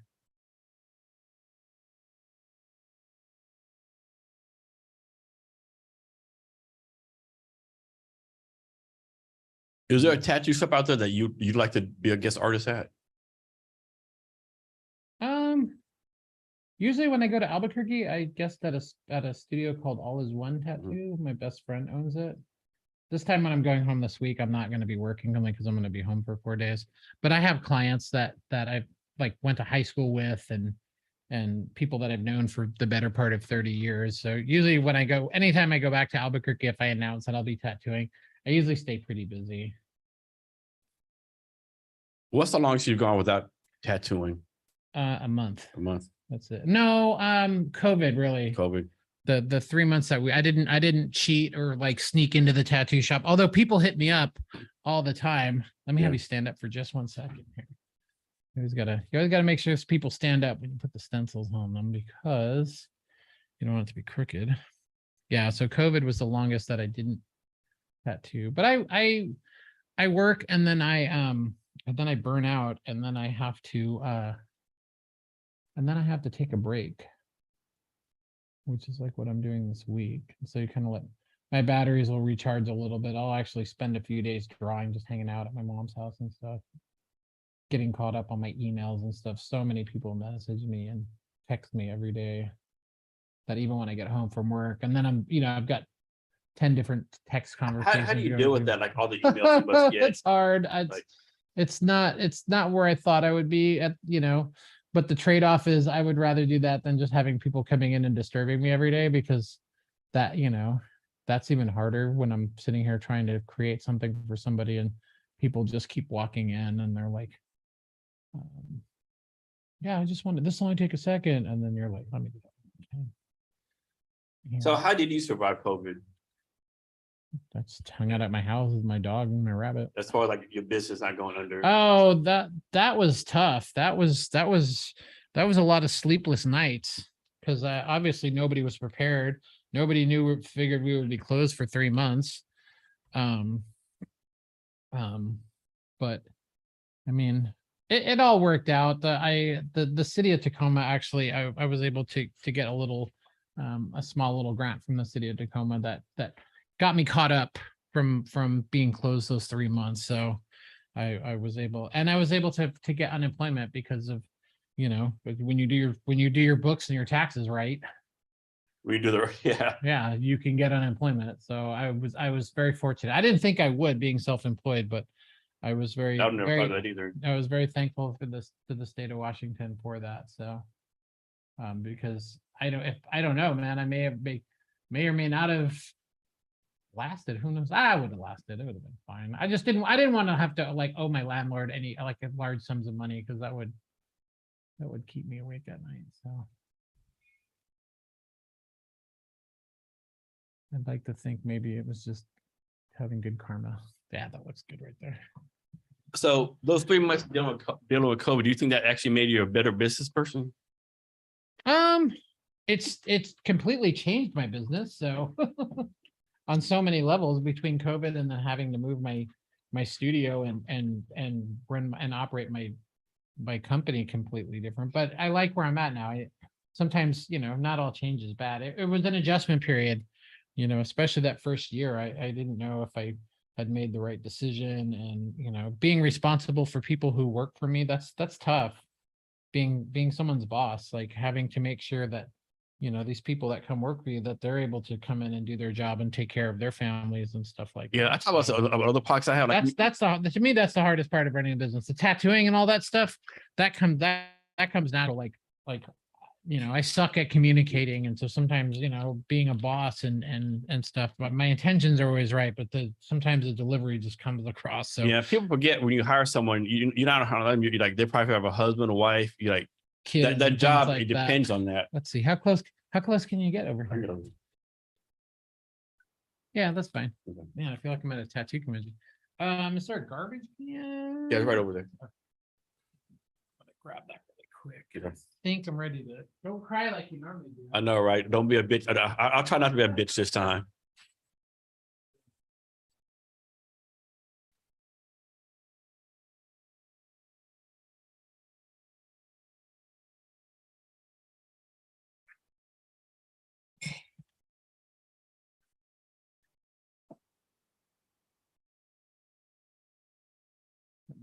Yeah, we're gonna do this all like fucking all homemade style. I'm gonna use that cap full of water there.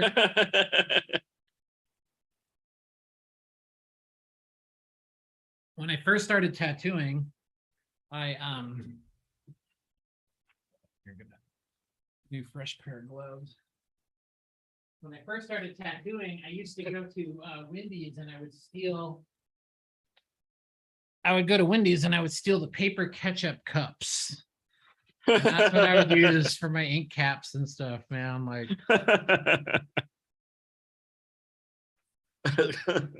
I've walked a long road in tattooing. Worked for fucking crazy bikers and So here's a crazy question. You know, like they have like all these like fine artist schools and like learn how to draw or Juilliard, or is there like a tattoo place like that where you can go like become a master tattooist? yeah, remember the little like the draw me guys, the turtle guy? Mhm. Yeah, you did. That's how I like. Okay. I drew the pirate. That one was my favorite.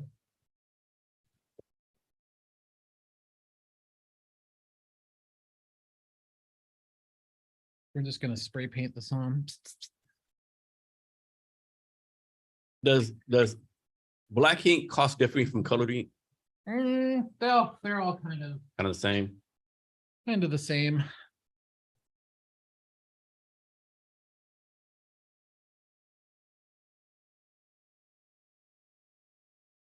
So quiet. All right, here we go. Let's see if I can plug this up here. I'm gonna make a little makeshift armrest here for you. Here, just lift your arm up. I'm just gonna put that on there. That okay? Yeah, It's kind of padded a little bit. That's fine. Yeah. All right. Well, you can keep asking your questions. How often you have to replace that thing right there, the vibrator?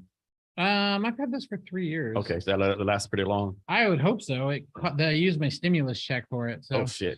Okay, so that's not cheap. Okay. Yeah, no. I wanted to be the kid with the new Nikes on the first day of school. Okay. And so that's what I use my stimulus check on.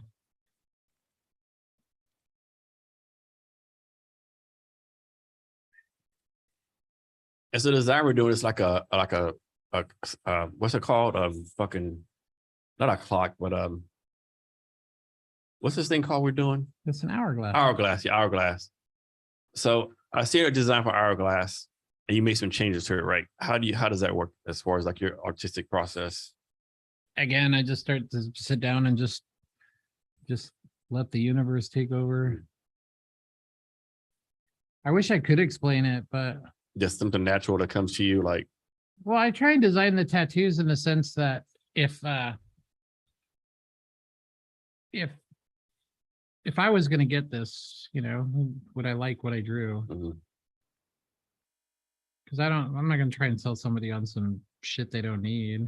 yeah.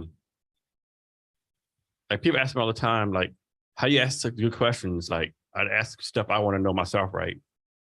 And most of the time people don't want to know the same thing. This office has pretty good light. That was the one thing that I was kind of worried about because I didn't bring a lamp. Yeah. And sometimes I have a headlamp where it looks like I'm mining for coal when I'm tattooing. What's the most amount of tattoos you've done in one day? I think 14 or 15. 14. I guess they were pretty simple. Yeah, that designs. was when I first got into tattooing, everything was the designs on the wall are called flash. And so a long time ago, before there were phones or iPhones, you'd walk into a tattoo shop and look at their designs off the walls. A lot of times we had books. People would come in and flip through the books and find something. Everybody always wanted to make some sort of like personalized changes to the designs and stuff like that. But Um, and I honestly, when I did have all the flash designs at my studio, most of them were drawn that I had on the walls were drawn by my friends. So I was like, if I'm going to have to, do these designs from the wall, they're not just some stock generic designs. They're actually hand painted designs by tattooers. I mean, some of it's better than like the Google, clip art that people bring to me these days. So I was never one of those people that just wrote off tattoo flash as something that was like, oh, it's just some generic thing on the walls. Because people would come in and say shit like that. How many tattoos do you have? One. One. Yeah. Not enough. You were 17, you got your first one, right? Yeah. And when did you get your last one? What was the last one I got? Maybe about a year ago. I'm due. I'm itching. I've been tattooing my head the last few years, so I want another tattoo on my head. Do you ever give yourself tattoos? Yes. Okay. That's like very hard. It feels like you're cutting your own hair. Like you start it and then you're like, do I really want to tattoo myself today? But you have to, like, once you've done that first line, because then otherwise you're just going to have a line tattooed on you. And you have a go-to guy, a go-to person, or you just like, you got like hundreds of people? Yeah, all of my friends are tattoo artists. So it's like more of like, who don't I want to tattoo me? And I get to work with all these awesome people too that do amazing stuff. Like Damien that works for me, man, his fucking tattoos are the illest. He does all this crazy realism stuff. I want a tattoo from him. Lydia does all this amazing fine line illustrative stuff. Like it's just, it never ceases to amaze me, like what people can do with tattooing. And every time I think it's kind of like topped out, you always see the next thing and you're like, holy shit. Yeah, like I know I've seen like some really badass 3D tattoos recently. You're like, whoa, like there's a lot of fake stuff too. Is it? Okay. Well, it's not necessarily that the tattoos are fake, but like some people, they'll adjust the levels on their photographs to a little bit more of a point where it's okay, like, I see what you're saying. It's unbelievable. I mean, especially sometimes where you see like black ink that it just looks so dark and Okay, I can it's see like that. you grow a layer of skin over every tattoo. So it's like there's some stuff. I think there's an Instagram page called the Tattoo Truth Fairy, and it shows pictures of like what these people post and what they really look like. They go to conventions and they find these people, and so you can get an idea of like what tattoos look like as they age and stuff like that. Is there a way to keep your tattoo from aging? Keeping them out of the sun. Okay, that's the biggest thing. Yeah. Keep out of the sun. Okay. That's one of the nice things about tattooing in Washington is that we don't have much sun up here. So everybody's skin is like amazing. When I tattooed in the desert Southwest, it was hard. Some days it was even hard just to get the like black into people's skin because it just looked So gray. tanned, yeah. And using purple and yellow was out of the question. I remember one time I tattooed this guy who was a roofer in Albuquerque and he wanted a Tweety bird on his back. And the motherfucker was just looked like permanent toast. And you couldn't even see the yellow. His back was just fucking like, when people do skin just like permanently red from being out in the sun. Yeah.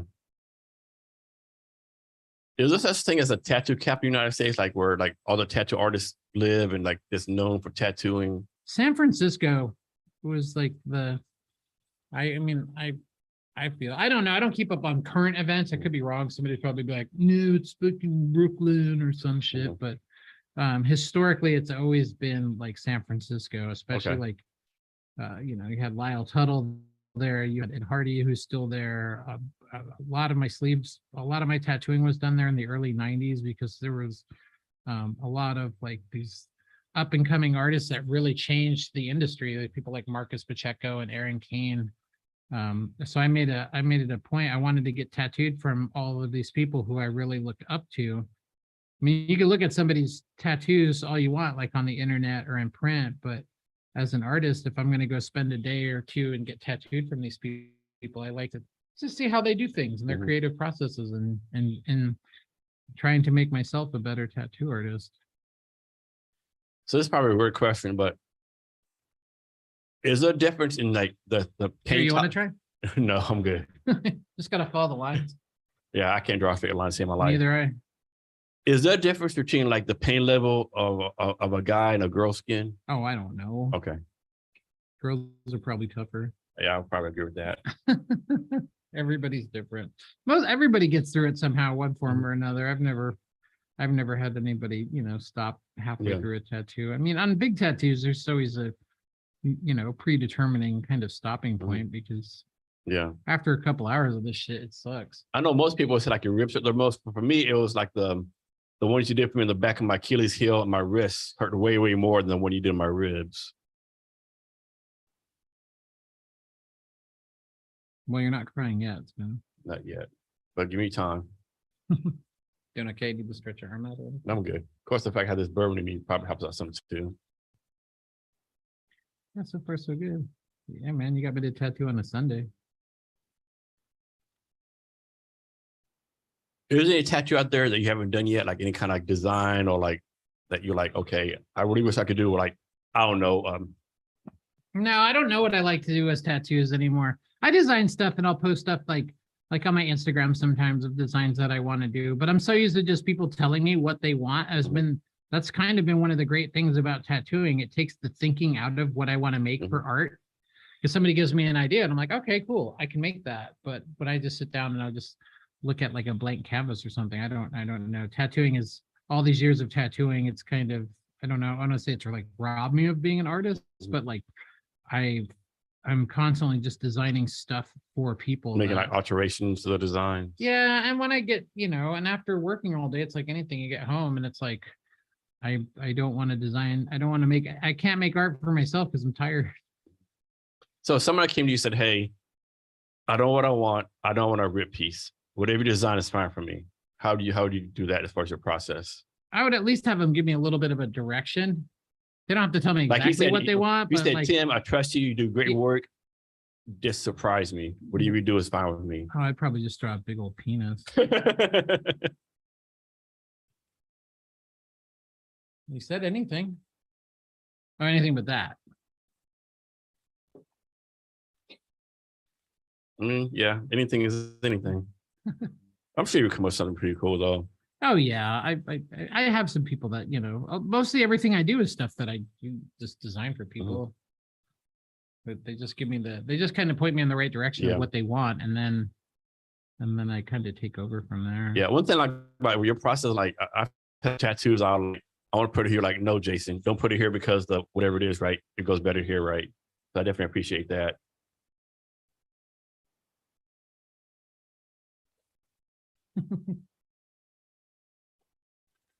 Do the cameras get to see any of the tattooing? Or?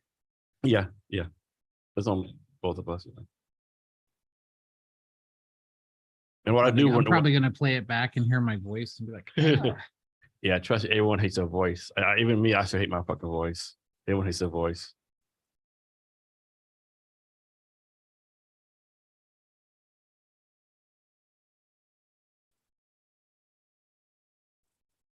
Have you ever been using this and the battery went dead in the middle of tattoo? Yeah, this machine has 2 batteries, so one of them's on the charger. Okay. I can get about 5 hours out of Okay, that's pretty good. Yeah, no, they did a really good job designing this machine. Probably for my birthday, I might buy myself another one. I like having 2 machines. I have another one that I use at work that but it has a cord to it. And this one, I like this one because it's wireless.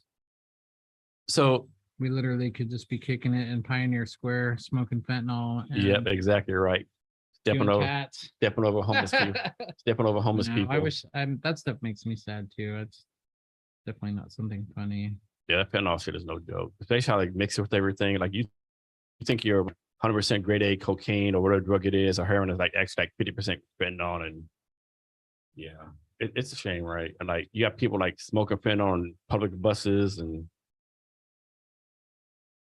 insane. So I know you do a good job on Instagram. How are you taking advantage of social? How are you taking advantage? I get like 4 likes. I'm not that cool. Yeah, you're doing a good job. How you taking advantage of social media to expand your business? The only thing I can do is post a picture and be like, this what I do, just like everybody else. Look at my thing. Copy someone's hashtags that are more famous than me.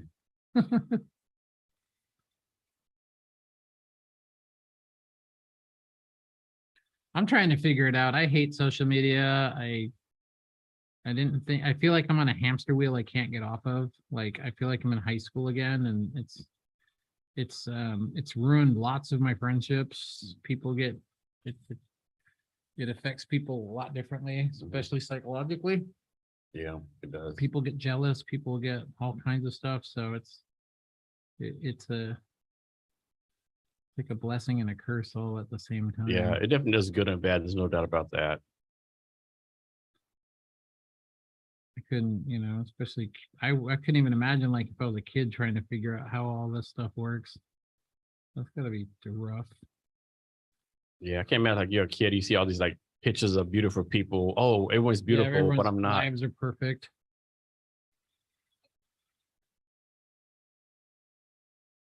But there's some good to it too. Yeah, no, Just like I mean, anything. because it's done wonders for. I mean, as far as tattooing goes, it's definitely the requests that people ask to get tattooed on them now are people get a lot. People get cool stuff nowadays. Almost every time I sit down to tattoo, I'm doing something fun. So What would make you to tell someone, no, I'm not going to tattoo you? if it's just something that I don't think I can do a good job on. I mean, obviously, if somebody wanted something, racist or something Yeah. stupid like that, but nobody comes in and asking for that stuff. So Yeah. that's the least of my concerns. And you have to be 18 to get tattooed, right? Yeah, state law, you must be 18. Okay. Your parents cannot sign for you. You have Okay. to have legal, valid, 18. state issued identification.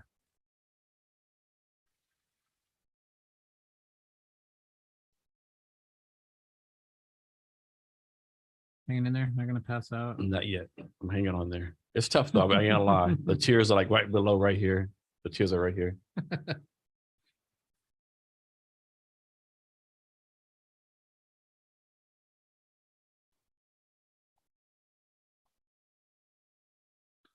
So when people come in and like, I say unconventional tattoo, like it's like, I want to tattoo my fingers or tattoo my face. You're like, okay, whatever. Are you, as long as you pay money, you're like, hey. No. Are you like, hey? As a custodian of this craft, it's my job to make sure that I'm presenting tattooing in a positive Okay. light. I won't tattoo first of all, I don't really tattoo people's faces. Mm. And I won't tattoo somebody like that if especially if they already don't have a bunch of tattoos. Okay. So definitely a first time tattoo should not be a face tattoo. No, we call those job stoppers. Okay, yeah. I'm actually joking around back in the day, like only way you should get a neck tattoo is if like you're Allen Iverson or like Master P, right? Like pretty much made in life, right? Yeah, there's always like a stigma with neck tattoo, when I was younger and tattooing. Now it's like it's common to see people with neck and face tattoos. I worked with a couple of guys in the 90s in Albuquerque, and they were like the original face tattooed people. And people lost their fucking minds when they saw this shit. I mean, everywhere we went. One of my friends, Jason, he ended up getting his lasered off. He flew out to Baltimore or something in the early 2000s. There was only this doctor on the East Coast had only one of like 2 lasers on the North American continent at the time that was capable of removing the tattoo without any scarring. Yeah, you see some face tattoo, like, what the fuck are you doing, right? But although like Post Malone, I could like his face tattoos, right? I think look okay, right? Of course, the fact he's like a multi-billion-dollar sing artist helps out too, right? But you see people tattoo like, yeah, but the dude that works at Arby's isn't. No, yeah, yeah. And Yeah, those tattoos, they don't wash off. They don't come off with nail polish remover. Like literally don't. I mean, I don't know. I have this tattoo on my forearms, 31 years old, man. I mean, if you hit the lottery, like the real lottery, like $250 million, yeah, maybe get a face tattoo, But if you're working at Arby's, like fucking, like, I'll just get my face like made pretty or something. Yeah. If I made that much. Pump some Botox into it or something.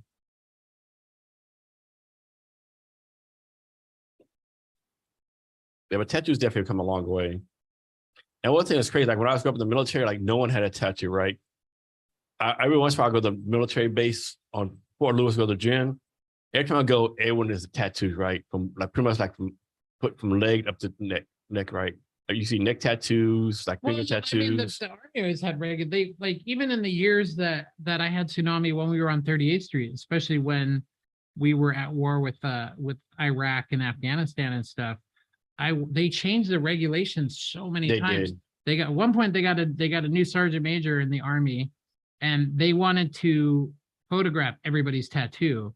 And so we had guys come into the shop to try and get fake tattoos drawn on them so they could get photographed and then go back and get the real tattoos. And then there were times where, the Army just deregulated everything, and, soldiers were in there getting like neck tattoos, and then they changed it. And they told these guys, you don't get that shit taken off, you're going to lose your job. Yeah, that's one that pissed me off. When the Iraq War first started, we had trouble getting people in the military, right?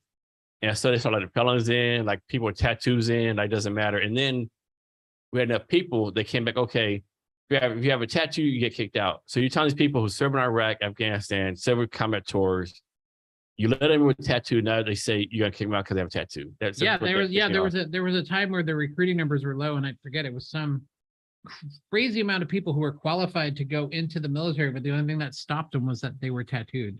I remember reading about that. And then that's when the Army was just like, fuck it, we don't care. And then they opened the floodgates. And 3 years later, it said, I know we said, but and then they changed it. Yeah. If you have a tattoo, fuck you. They sure did. They fucked a lot of people over. I know a lot of good soldiers got kicked out because of that. So how often you got to change that little ink thing out? Oh, this is a different needle. This one's just bigger. Okay.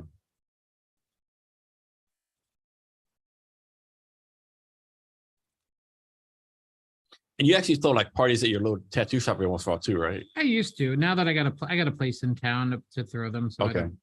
I don't throw them at my shop anymore. It's nice just having an actual bar that's equipped to do that. They were fun, but I don't like having to go to my shop at 7 o'clock in the morning to clean it because there's cups everywhere, things like that. So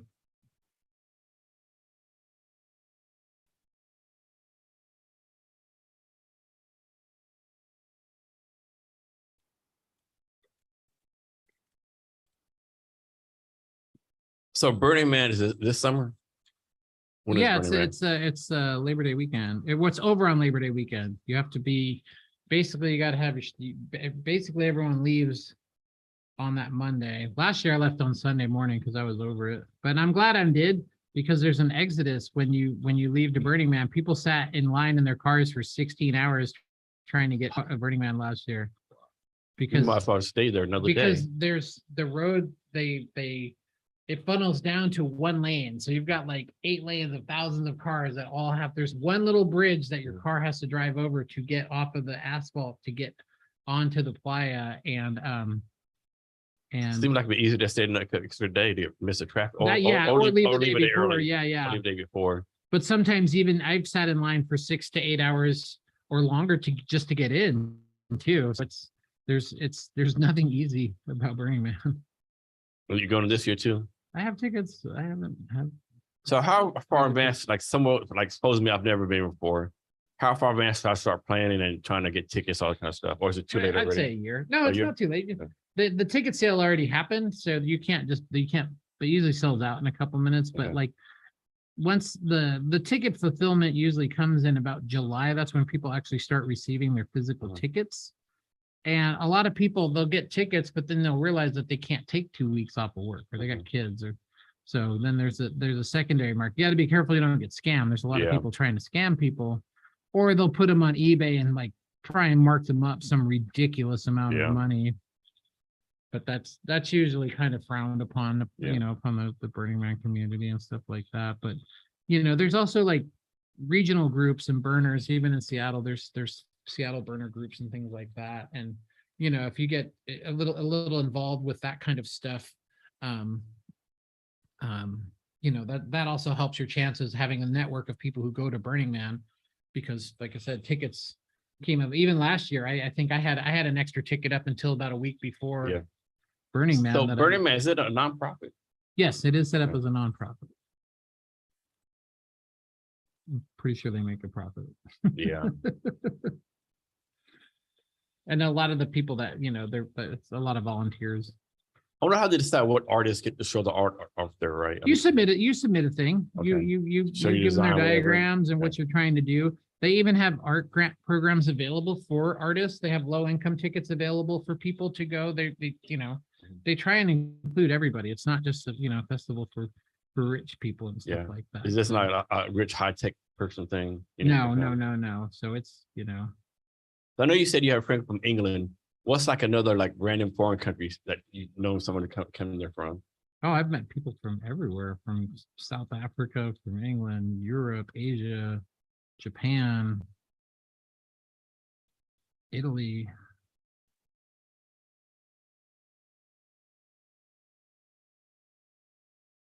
A lot of pretty people there too.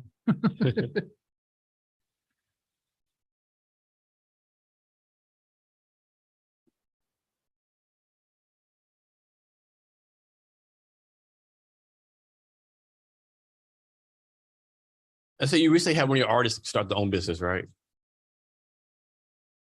Oh yeah, one of my artists get ready to leave at the end of the month. So when your artist says, "Hey, I want to start my own business," like what advice do you give them? Like, Oh, I think they're ready when it's time for Yeah.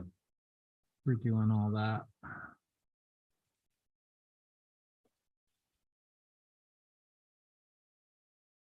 Work hard.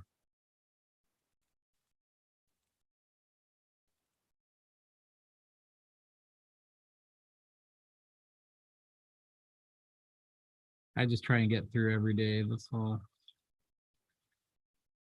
That's my advice. Just come to work every day for the rest of your life.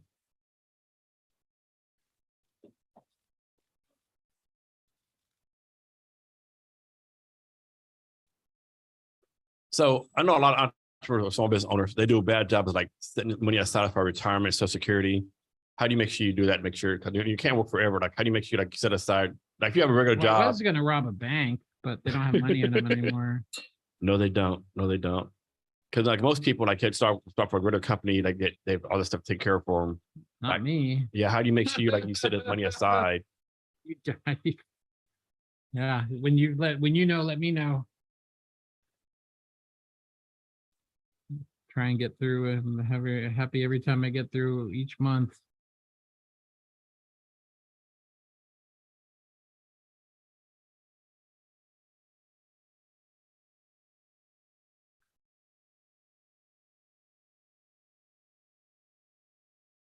When you own your own business, it's everything, either by the time you pay your taxes and this, that, the other thing, and it all gets absorbed. So as a tattoo artist, you use your hands a lot. You like go like hand massagers once in a while? I do about once or twice a month. Okay. I You have like a I regular go get person a, you yeah, go I to? get a massage Okay. from a massage therapist, mostly for my back and my shoulders. Lately, one of my knees has been hurting because I find that I put a lot of pressure Uh-huh.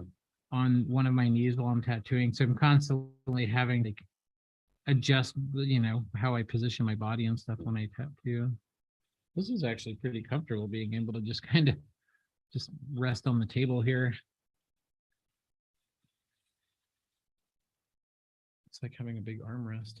And so the needles, it's based on like how thick the lines are, I'm guessing. Yeah, the amount of needles. There's a different thickness in the gauges of the Okay. needles as well too. Now there's hundreds of different configurations of needles.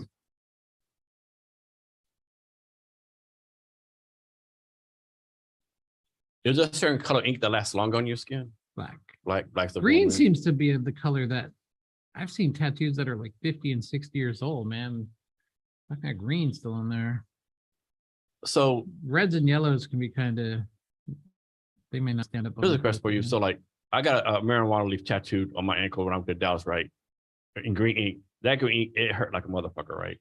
Like does different color ink hurt differently No. or is just where it was? Yeah, Okay. yeah, it was just where it was. Okay. Yeah, the color doesn't determine what it feels like. Okay. There's no different procedure between doing like the black and gray or the color.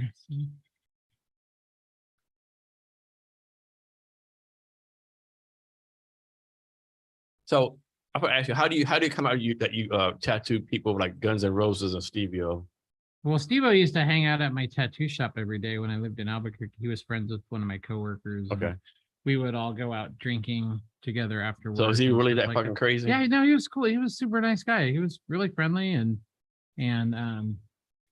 there was a bar down the street from our tattoo shop called Sonny's Bar and Grill in Albuquerque, New Mexico. It's no longer there, but Steve-O and my coworker Jason, they both had kind of like a large bar tab with that, and the owner He was part of Jackass during this time. No, this was before Jackass. Okay. He was like Big Brother Skateboard Magazine used to come out to Albuquerque and do features on him and stuff. So he was skateboarding and doing stuff like that. I think he had already went to the Ringling Brothers and Barnum and Bailey Clown School as well. A lot of the stuff he did on that first season of Jackass was like stuff that he used to just do at the bar to get people to buy him drinks. I'm glad he's sober now, but the owner of the bar is like, well, the logo of the bar was a caricature of the owner's face, and so the owner is like, well, if you get my face tattooed on you, I will make your bar tab magically disappear. And Steve-O he didn't have no money. He just comes to the shop one day. He's like, dude, can you do this fucking tattoo on me? I'll trade you some shoes.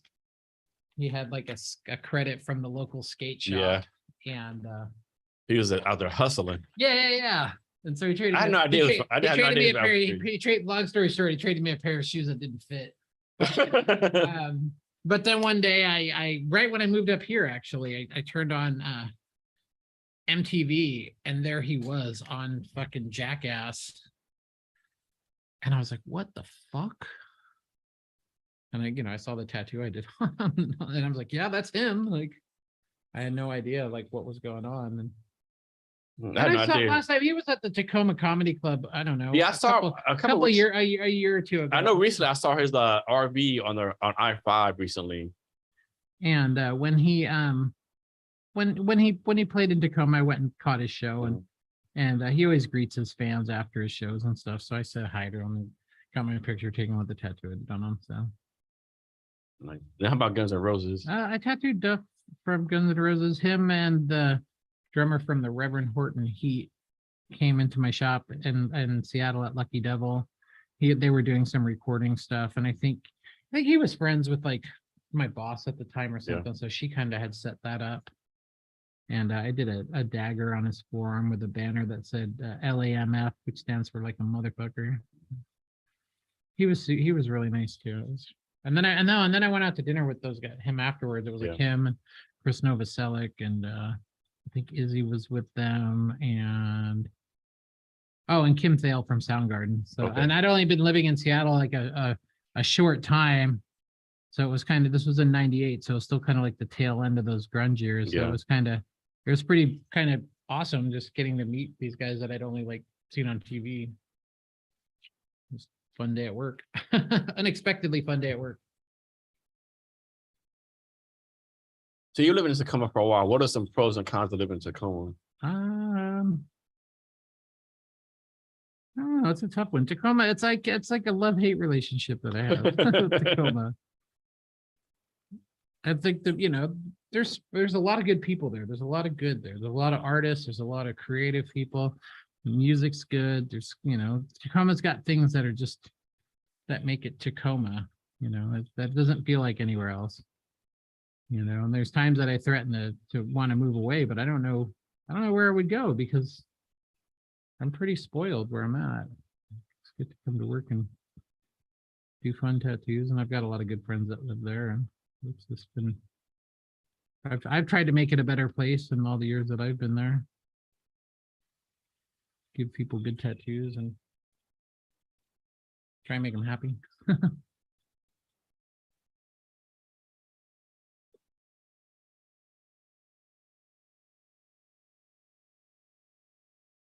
Gonna cry yet? I'm trying to hold back. It's very hard.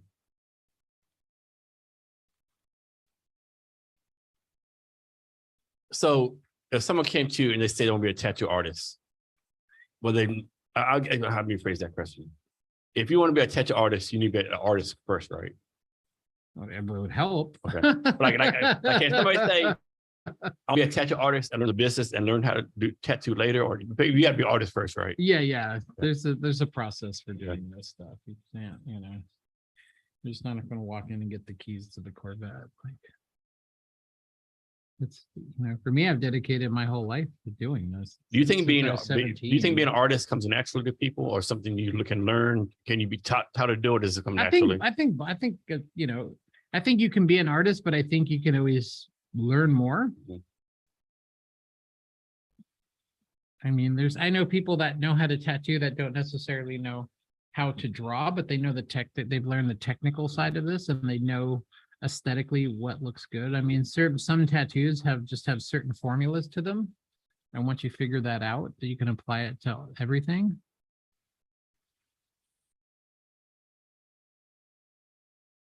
There's like no one right way of doing it. There's no one right way, but are there like several wrong ways to do it? Yeah, of course.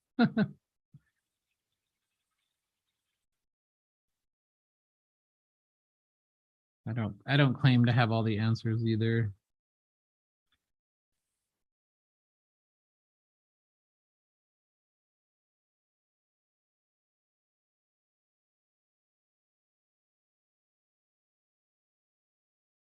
So, so of course, you done several sleeves. What's the biggest piece you've done? Like you've done like a whole back piece, whole leg piece. Yes, I've done leg sleeves, back pieces. Some front torso stuff. But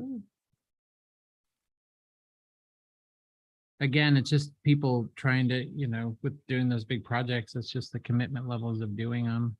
I mean, the time level, the money level. Sometimes people start these projects and then, just life stuff happens. They get their girlfriend pregnant, they lose their job, they move away. Oh shit. I didn't know it would look like that. There's that too. It looked badass cool on the dude who was like 6 foot, 200 pounds, freaking ripped. For me, 5'10", 250 pounds, doesn't look so cool.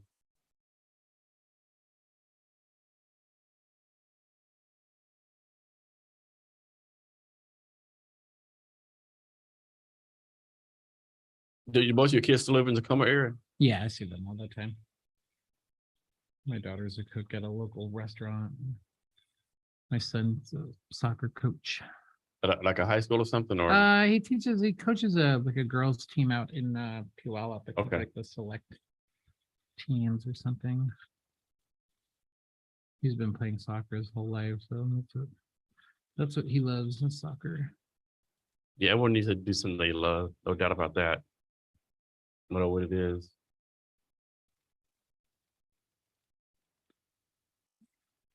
Almost done.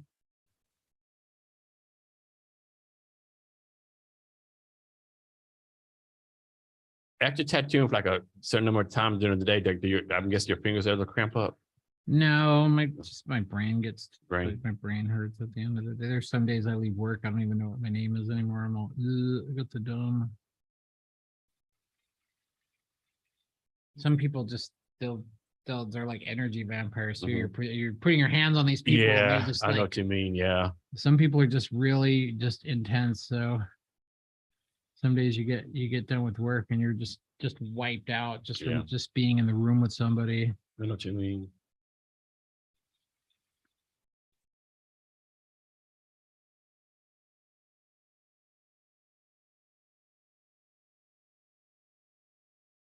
But I like that I make friends with, a lot of my clients. You get to spend time with people and you get to know them and share experiences and stories and stuff like that.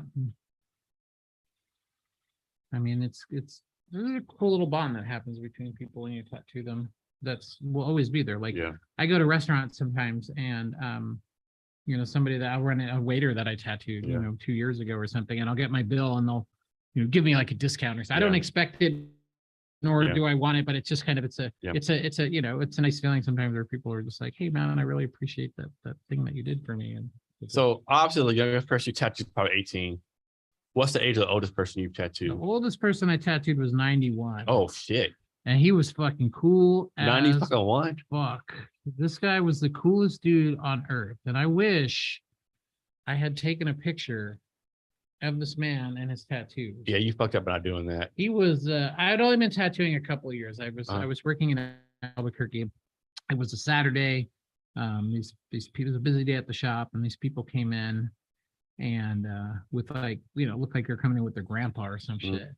Well, this cat was he was a Italian American. He was from New York. He came. Was this out, his first tattoo? No. Got a lot of them. I think we're done. Okay. I'll put a bandage on Okay. that in a few minutes. Let me tell the story first. Yeah. And so he comes in and he wants a name. And I was like, okay, I can do a name. And so he comes back into my room, and I'm like scared because he's like fragile and stuff. But this dude's covered in tattoos. He's got like every piece of like Sailor Jerry flash you could think of. And then he was you could tell he's a really handsome guy. He had like a gold tooth. His hair was all slicked back. He was fucking from New York and shit. But he had chicks' names all crossed out down his arm. Yeah, there must have been 25 names. Did you ask if you've had all them chicks? And they were all in varying degrees of like from dark to light over the years of like, and that's what I did. I covered up a woman's name with I blacked out the ribbon, and I added one more. Like, he must have been the guy that sat for the Norman Rockwell painting. Yeah. The guy getting the thing done. And when I was tattooing him, he's like, yeah, this will probably be the last one. And I was like, you did it, man. You're the man. Like, you got all these chicks' names tattooed on you, crossed out. Like, you traveled all over the world. He had cool tattoos, man. And you could tell he lived a badass life. Like, I was like, I want to be you. Fucking 90 years old, still getting tattooed. Yeah. Then that's an inspiration. Still getting right chicks' names tattooed on you. I'm kind of sad. Like, I'm like, I'd love to meet a chick that make me wake up in the morning and get like fucking Amy written across my throat or something, man. I had to be, people are like, oh, who'd get a name? I'm like, I don't know. Sometimes I'm kind of lonely. I could use a kind of a fucking freak show like that to fucking make me wake up in the morning and get a fucking name tattooed on my cheek or something. Like, oh man, that's a shame you didn't get a picture of it though. 91 years old getting tattoos, man. That's fucking badass right there. He was. I forget. I didn't catch his name. And if I could go back in time and when I would go back in time in my career, I would have documented the tattoos that he had on him. Yeah. Because that generation of people are dying off. That like World War II, the tattoos themselves weren't the greatest to begin with. Yeah. And when those soldiers and military people were getting tattooed, during World War II, Vietnam, we're about to go to war. The tattoo shops would be open 24 hours a day. They were open during the military payday. So their goal was to get them in, get them out. The soldiers are drunk. They didn't have to change out all this shit. Obviously the hygiene factor, is completely different. But and talking about razor needles. Yeah, they would just pick up the same machine, and they'd have like a bucket with like a sea sponge in it, and they would just soap and the same shit on everyone. And like tattooing's come a long way, and thank God in its hygiene of everything. Nice. You gonna do another drink?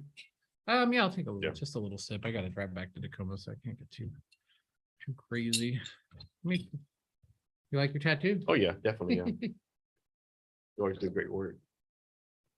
I'm gonna pour a little bit of this antiseptic bag here. We didn't make too much of a mess. So I'm guessing this is your first time doing a tattoo on a podcast. Yeah, this is the first time I've ever done a podcast, so I'm kind of we'll see how it when I rewatch it later. How goofy I look.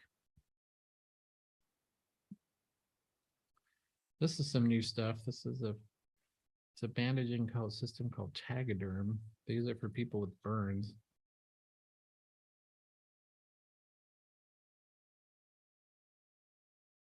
Thank you, good sir.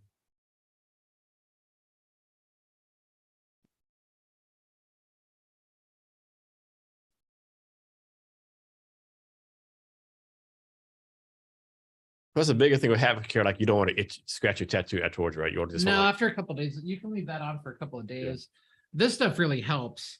I, for the most part, have done everything that I was not supposed to do to take care of my tattoo. So, have you ever like gone swimming right afterwards or get a sunburn afterwards? Man, I got my back outlined once. Like 2 days later, I went to a concert at the Gorge, and I had to go camping, and that was probably one of the dumbest things I ever did. because I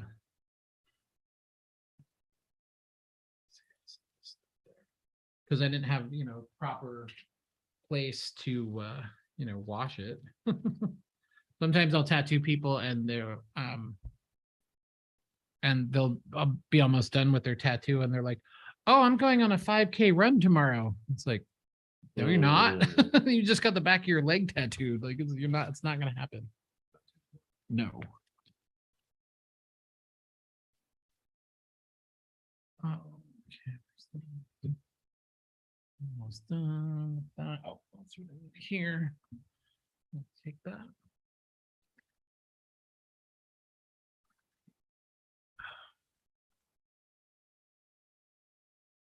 So back to the business aspect of what you do. Like, how put this question? Like, on an average basis, like day to day, like what percentage of days spent like just doing business stuff versus tattoo stuff versus whatever else you're doing? I mean, the business aspect is making sure that we have all of the supplies and equipment that we need every day to do our So do you job. order, do you like take care of, do you buy the stuff for your tattoo artist? Yeah, I take care of all the stuff for the Okay. shop. So, to make sure that we have proper equipment, I buy good equipment, having the right tools to do your job. Now, being a tattoo artist is like same as like being working a salon where like, if you have like a salon or barber shop, like each barber has to give the head guy like a rent or something like that. How does that work? Like they pay you like a monthly rental fee or something, or? Everybody's an independent contractor, so we all have our own contracts, and that's Okay. between me and the people that work for me. So Okay.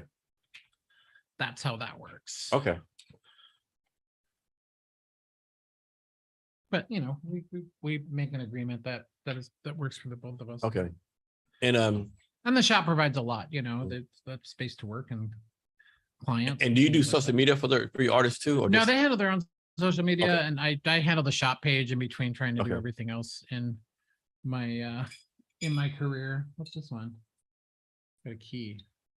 So you tried both of these already, right? No, I think this was only my little second one. Okay. I'm gonna see which one you like the best. I think you tried this one and that one, right? No.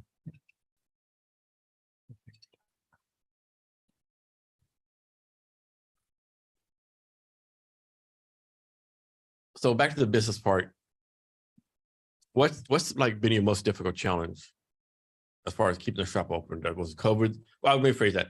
Was COVID the most difficult like part of opening it up, of being a business owner? 9/11 was the most difficult Was it? part. Yeah. 9/11, I thought my business was going to go under. Yeah. I'd only been in business for about a year, and Yeah, I see. I thought people that got there got a lot of patriotic tattoos during that time period. that was afterwards. When 9/11 hit, nobody knew what the fuck was going on. Okay, Like, I get it. nobody was going out of their houses. Nobody Yeah. was going to the malls. Nobody was going anyplace public. Like, the anthrax was being sent through the mail. Like, the world was kind of a crazy Yeah, I remember, spot. like, people forget about the fucking anthrax bullshit. So nobody knew what was up or down with what was going on. And I had used all of my money and my funds to start the shop. And so when 9/11 hit, business, just whatever little business I had, completely dropped off. Okay. And so there was a few months where it just that, because that was September, and tattooing has always been a very, up until about the invention of the television shows like New York Inc. and LA Inc., tattooing used to be very seasonal. It would only be busy in the spring and the summer months. Once the fall and winter came out, there were winters where we would just sit around and nobody would come in the shop for a week or two. Tattooing was always as lucrative as it is now. So September happened, and typically we would slow down anyways because the state fair comes to town. There's people start going back to school. There's just a shift in everything. The fall's coming, the weather's changing. So you get September, October, November, you're going into those dark, gray, cold days in Washington. And so, I had to borrow money to pay my rent one of the months because like nobody came in. But then, and then we ramped up the war machine, and the first group of soldiers that we tattooed were the reservists, because they called up the reservists and they brought them out to Fort Lewis and they sat there for months. Yeah. not knowing what they were doing, and they weren't really paying them. So everybody was living off of their credit cards, and we just started taking credit cards at the tattoo shop. So we I made my first round of like military regular friends, because they were just like, we don't know what we're doing. I signed up for one weekend a month, and then I was mowing my lawn and the phone rang, and now I'm sitting here at Fort Lewis. I'm doing like 20,000 weekends in a row. Yeah. And they sat there for what felt like a year until until everything started happening. And then we would get like regular rotations of soldiers back through the shop, especially when they'd come back. You knew they were back in town because they'd pull up in like a brand new Mustang, like shopping bags full of shit, shoes, and they'd all have brand new shoes on and stuff like that. Like, cause they got extra, a combat pay or whatever, extra money that they got tax-free for over there. And they were over there for a year and couldn't spend any of their money. And so they just come back and just go all buck wild and walk in and want to, I want a big tattoo. And it was just, the parking lot looked like a brand new car lot, like, because everybody be all stoked getting some new wheels and new tattoos and stuff. Yeah, definitely. So you moved from 30th Street to where we are right now, 6th Avenue. 6th Avenue. So how did you pick the new place? Like, how's that work? Like, as far like, do you pick on based on like how many tattoo artists you want, or like? I had to move my shop, and so I found the space that that suited for what I needed. Okay, because that's a pretty cool place. Like as far as like the way it looks and stuff. Yeah. No, because it actually must be an apartment, right? It's a live workspace. The workspace, okay. So technically, I could live and work there, but okay, it's just. I don't. I mean, one way to save money, right? Huh?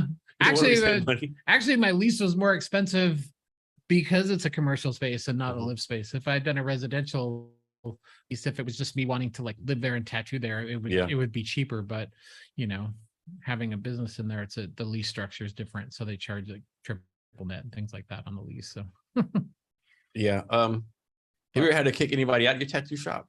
Not this one. 38th Street. Yeah, almost every other day. Did you? Because those more. Well, I mean, when you have a walk-in shop, you don't, you got crazy people walking in, you got methods walking in, you just got assholes walking in. Most of 99.9% of the people that come in they're great. They're nice. They're friendly.